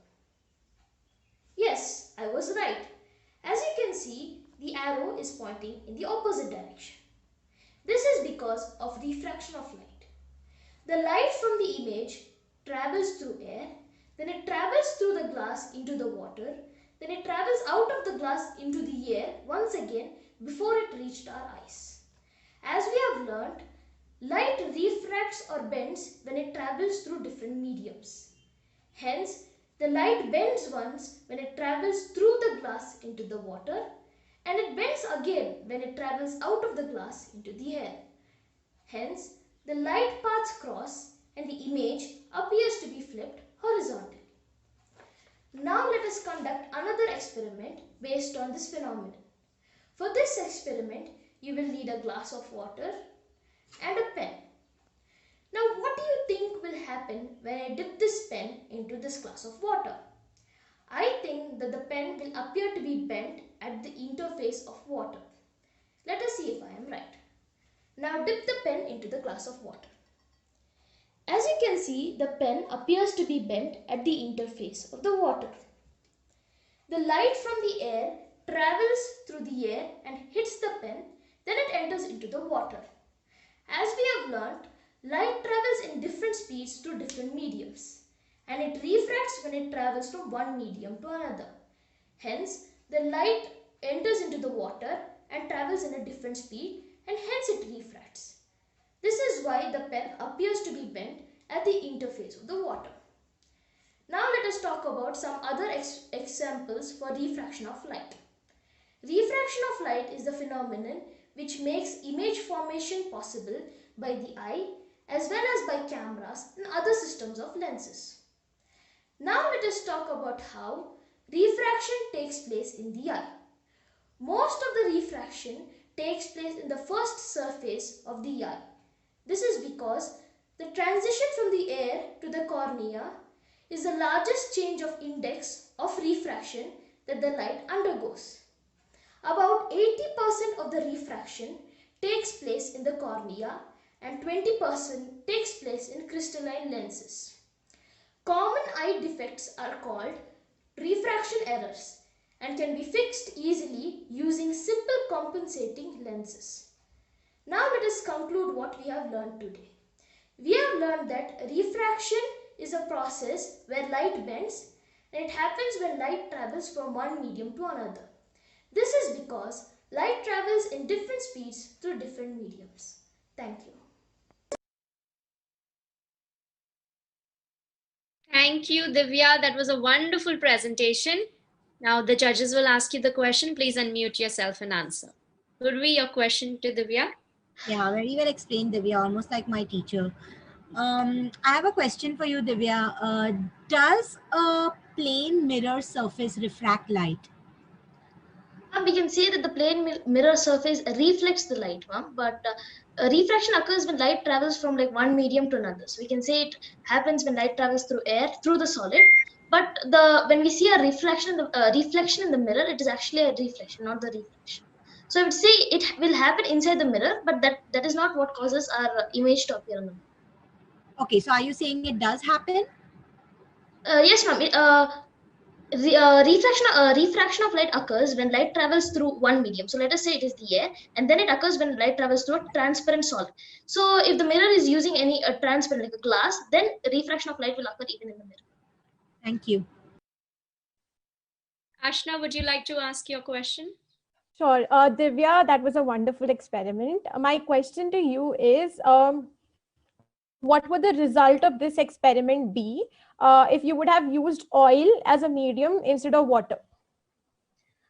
Ma'am, the result would be the pen will appear a little more bent, I think, ma'am, because as we know, like oil is a different medium, and the refraction of light occurs differently in different mediums. That is based on the density of the medium. Since like water is more denser than oil, in water the pen will appear to be more bent. But since oil is less denser than water, it might appear to be less bent. Have you tried this experiment yourself with oil? No, ma'am. No. Okay. Thank you. Thank you. Thank you, Divya. Very well done. With that, we're moving on to our next finalist in this category. Kirthana from St. Peter's High School, Gajwel, will play the audiovisual of the project first and then call him on screen. Hi, my name is Kirtana. I am studying in St. Peter's High School, Gajwel. I am one of the students of class 8. I made a project named Vacuum Cleaner. Why I selected this project? Because in my observation, my mother facing a problem in cleaning the house, and so I thought about all the mothers.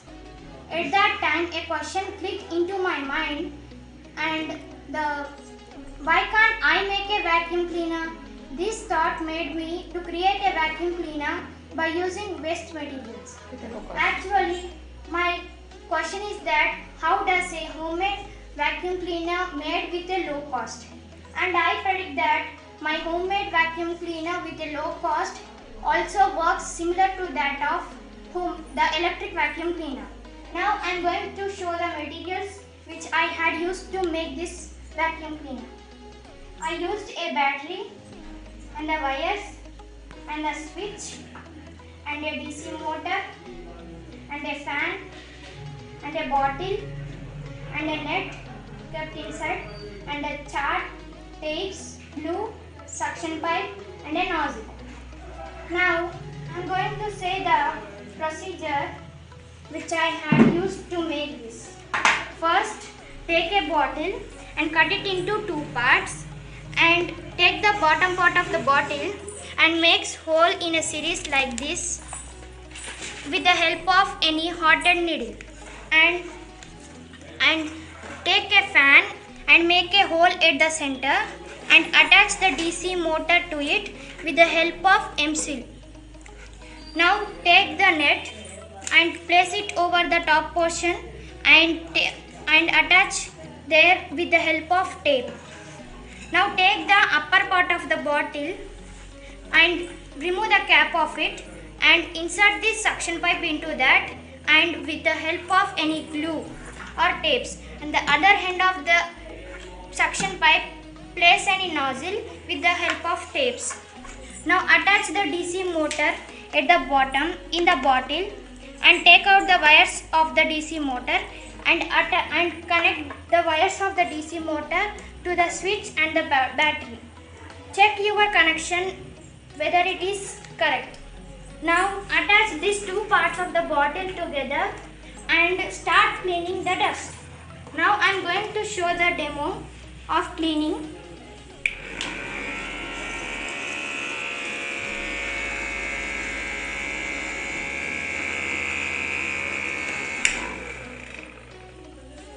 The dust is settled in this dust chamber, and we can remove this dust from it and we can reuse it. Now I will show how to remove the dust. First, separate these two parts of the bottle and take out this dust. You can see a net is kept inside. This net do not allow this dust to the fan, and this net also filters the dust, and the fresh air which comes from the dust goes out through these holes. And again we reuse it by attaching this. By this I concluded that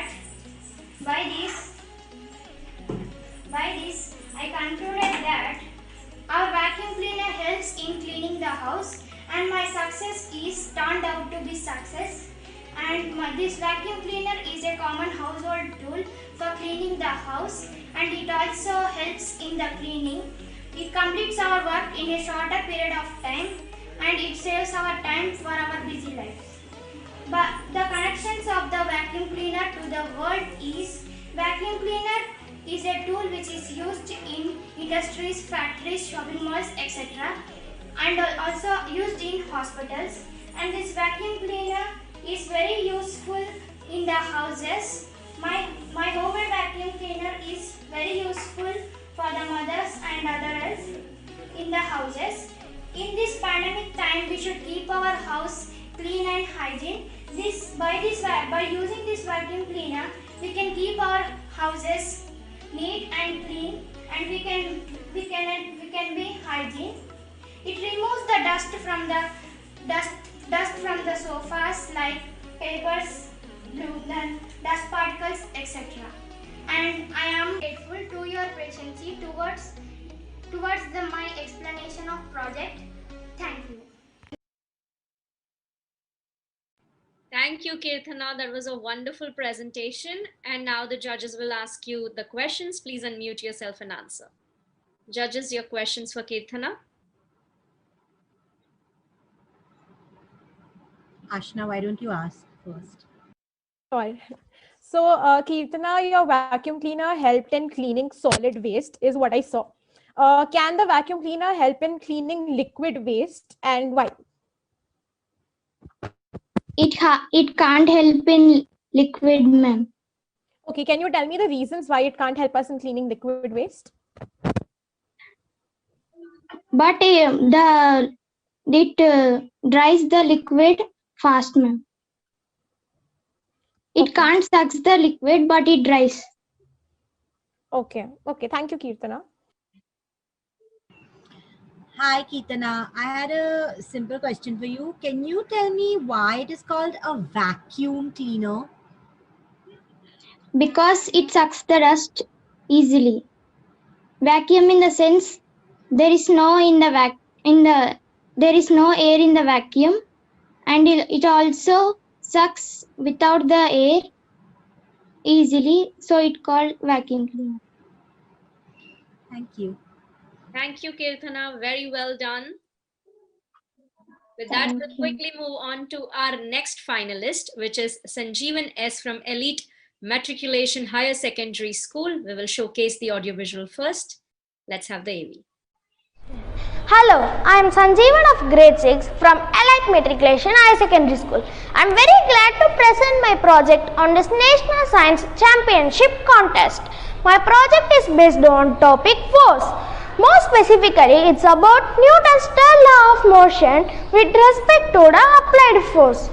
The preliminary step of this project was taken when I got a question in my mind that whether a vehicle can move with air force based on the third law of motion, and whether there will be an equal and opposite reaction for every action.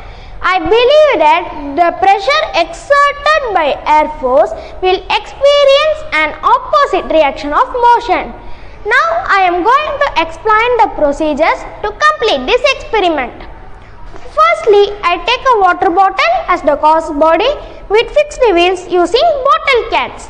Here are the two holes, one in the upper surface and another at the bottom of the bottle. Now I am inserting this set of straws inside the bottle hole and takes out from the surface.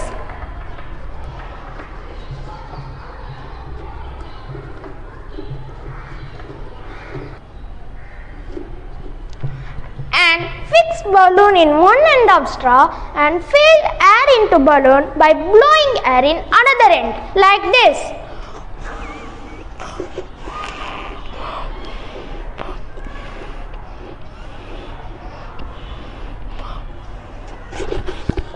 After the balloon gets filled, close the end of straw with the help of the fingers. When I remove the fingers, the air inside balloon is released. As a result, the car will move forward. It is the simple demonstration of my project. By conducting this experiment, I came to a conclusion that there is an equal and opposite reaction for every action. Now, let me show you the real-life application where my project idea can be used.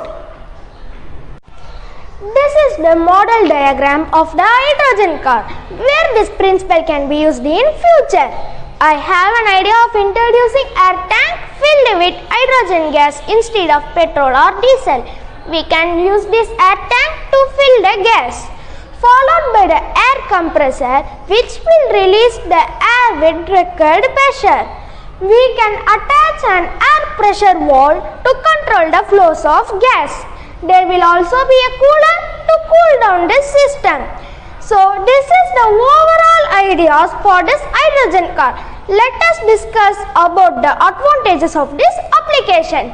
Hydrogen is cheaper, so it is cost effective, and moreover it is eco-friendly. And since we are avoiding the combustion process and burning of fossil fuels which release harmful gases into the atmosphere, and and these gases will lead to ozone depletion, and due to these reasons we face many problems in our day-to-day life. But my project helps to reduce the air pollution because we use the hydrogen gas instead of petrol or diesel, and everyone can use this hydrogen gas because it is cheap and so it is cost effective and it can happen air pollution. So by this statement I conclude my presentation. I thank everyone for this wonderful opportunity. Thank you. Thank you, Sanjeevan. Very energetic presentation. Please unmute yourself and answer the judges' questions. Okay, ma'am. Purvi, your question? Yeah, sure. Sanjeevan, can you give me a couple of examples of the first law, this motion, law of motion in an everyday lives? Sorry, I don't know why I'm not being articulate. Can you give me an example where you see this law in our everyday lives? This law can work in the launching of rocket and applicable in extension of bullet from a gun, and this principle can even work when we are on skateboard. Thank you. Ashna, your question? Sure. Sanjeevan, that was a really interesting presentation, first of all. My question to you, Sanjeevan, is that you mentioned, according to third law, every action has an equal and opposite reaction. Can you tell me what's the meaning of opposite reaction over here?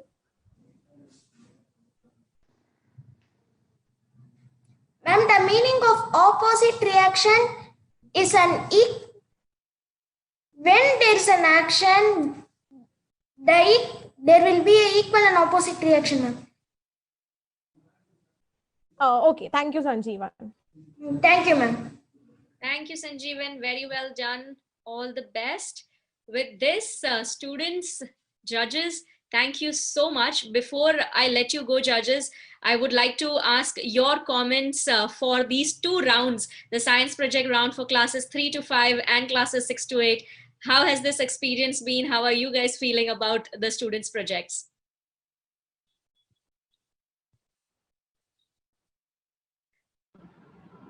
Should I go first? Yes. So first of all, students, congratulations to all of you. I think, even though these experiments are given in the textbooks and they may seem simple to us as adults, I know that it takes a lot of effort to put it together, to gather the materials. You may have tried it several times and it may have failed, and then you videotape the time when it worked, and so I'm sure a lot of effort went to it, and I really appreciate that. The videos are very well made. I'm very happy to say about that as well. I'm very excited that you guys are trying this. You're getting your hands dirty, that you're observing, you're asking questions, you're making predictions, you're testing your predictions, you're trying to see how what you're learning is connected to your everyday life, right? That is, in the end, that is what this subject is all about. It is the one subject that helps you explain everything around you, and that's the path that you're on. Especially to the little ones, I think it takes so much confidence to even be here on this platform, and I'm very proud of all of you. I think I just want to add a couple of things. One is, make sure that you understand what you are doing and you're saying, right? It's very good that you have taken the first step and you're trying to understand by doing these experiments, but there are lots of big jargony difficult words in science, right? Density, surface tension, refraction. So make sure that you understand what those terms mean and you're able to explain them in your own words. Imagine you're explaining it to a really little child, and how would you explain it without using any of the language in the textbook? And the last thought I want to say is that whether you win an award or a shield or a medal, or even if you don't win anything, in my eyes, all of you are winners because you have been selected from 13,000 kids. So well done, and an afternoon well spent for me. Thank you, Lead. Thank you, Purvi. So encouraging for the kids. Ashna? Yeah, congratulations, all of you. I feel like all the presentations were so difficult to judge because they were almost at the same level. And what I feel is that you guys have put in so much of effort and done so much of trial and error into experimenting. And that's a very big achievement in science itself, because science is all about experiments. Just like what Purvi ma'am mentioned, make sure that you're trying to understand the concepts that you are talking about. A lot of times we try to give textbook definitions of the concepts without understanding them. But a lot of you over here have actually tried to explain those concepts. So make sure that going forward also you do the same. And just keep the curiosity going. Keep trying out different things and using things from your home to actually solve concepts in science. And all the very best to all of you again. Thank you to our judges. Students, I want you to give a virtual applause and appreciation to our judges. Thank you for spending this time with us and encouraging the students to take up science as a fun experimental project as well. So thank you so much.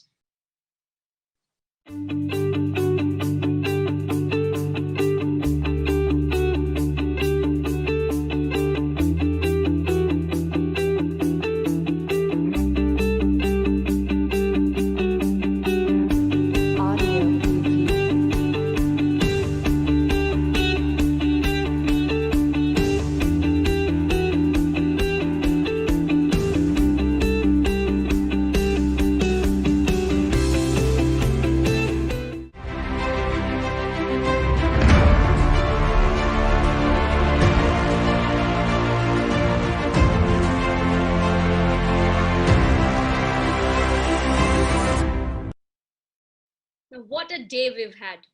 Ladies and gentlemen, I'm sure most of you are aware that science educational activities provide children with opportunities to develop and practice many different skills and attributes like communication skills, collaborative skills, teamwork, perseverance, as well as analytical reasoning and problem solving skills, which is what is going to be tested in the next category of National Science Championship 2020 here at LEAD Championships 2020.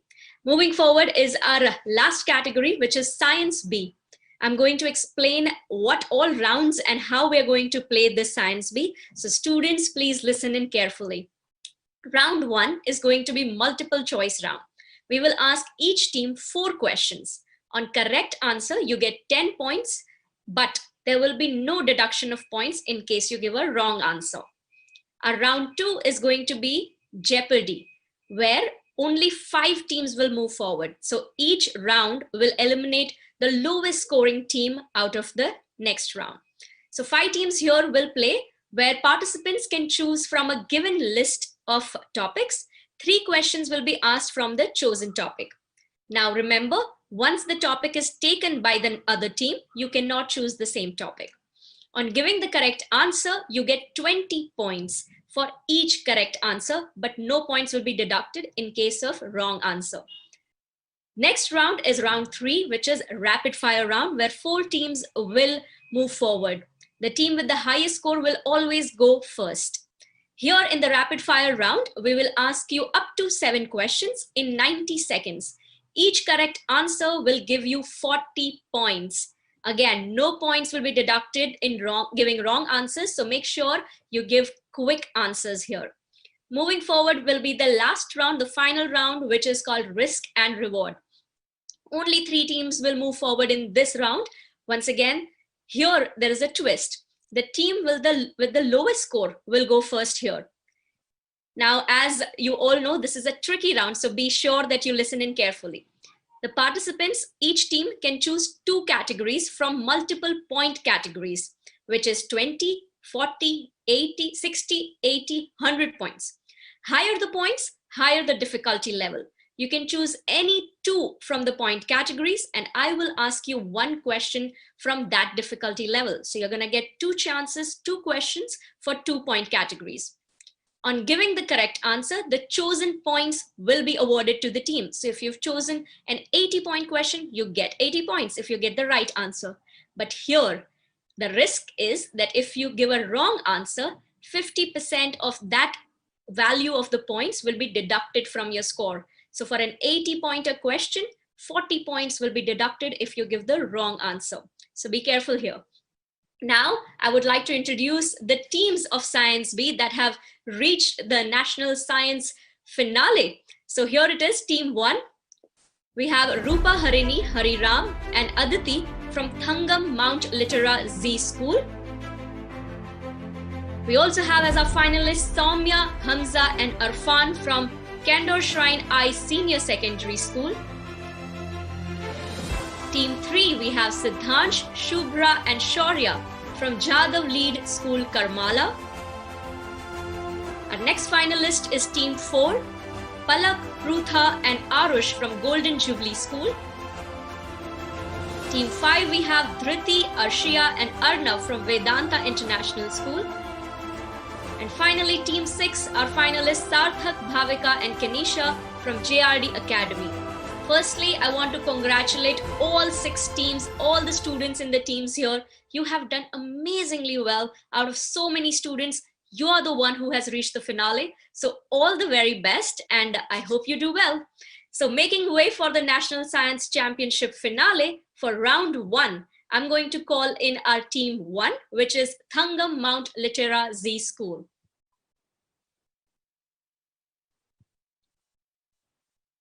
So round 1 is, you already know, it's a multiple choice question. Very warm welcome to Thangam Mount Littera Z School. I'm going to repeat round 1 rules for all of you. You can unmute yourself now, all 3 of you. Okay, so I'm going to ask you 4 questions. Each right answer that you give, you get 10 points. There will be no deduction of points in case of wrong answer. So make sure you answer for all 4. But remember, you will not have too much time. You can discuss with each other, 30 seconds per question. So you gotta be quick. Okay, ready, students? Yes. Yes? Yes. Okay, get steady, everybody. Put your camera straight and get ready. All right, so here is your first question. When electric current is passed, electrons move from option A, high potential to low potential, B, low potential to high potential, C, in the direction of the current, or D, against the direction of the current. So team, what is your answer? Quickly, I'll have to move on to the next question. Can you repeat the options? Option A, high potential to low potential. Option B, low potential to high potential. Option C, in the direction of the current. And option D, against the direction of the current. Okay, time's up, kids. We're going to go to the next question. I have the answer. I have the answer. I'm sorry, Hariram, the time is up. We'll have to move to the next question. Okay. Yeah? Everybody, please stay unmute. No cheating, okay? Moving forward. Next question. What is produced in liver? Is it A, phlegm, B, bile, C, sputum, or D, blood? B, bile. Everybody in the team agrees? Mm. Hariram, Okay. no asking around. No, I think. It's bile. It's bile. Okay. Okay. I agree. I'm gonna take bile as the answer. Let's show them the right answer. Bile is correct. Well done, team. Moving on to our third question. Mycology is the study of A, bacteria, B, fungi, C, insects, or D, parasites. Could you repeat the question again, please? Yes, mycology is the study of which of these followings? A, bacteria, B, fungi, C, insects, or D, parasites. Mycology. Fungi. Yo?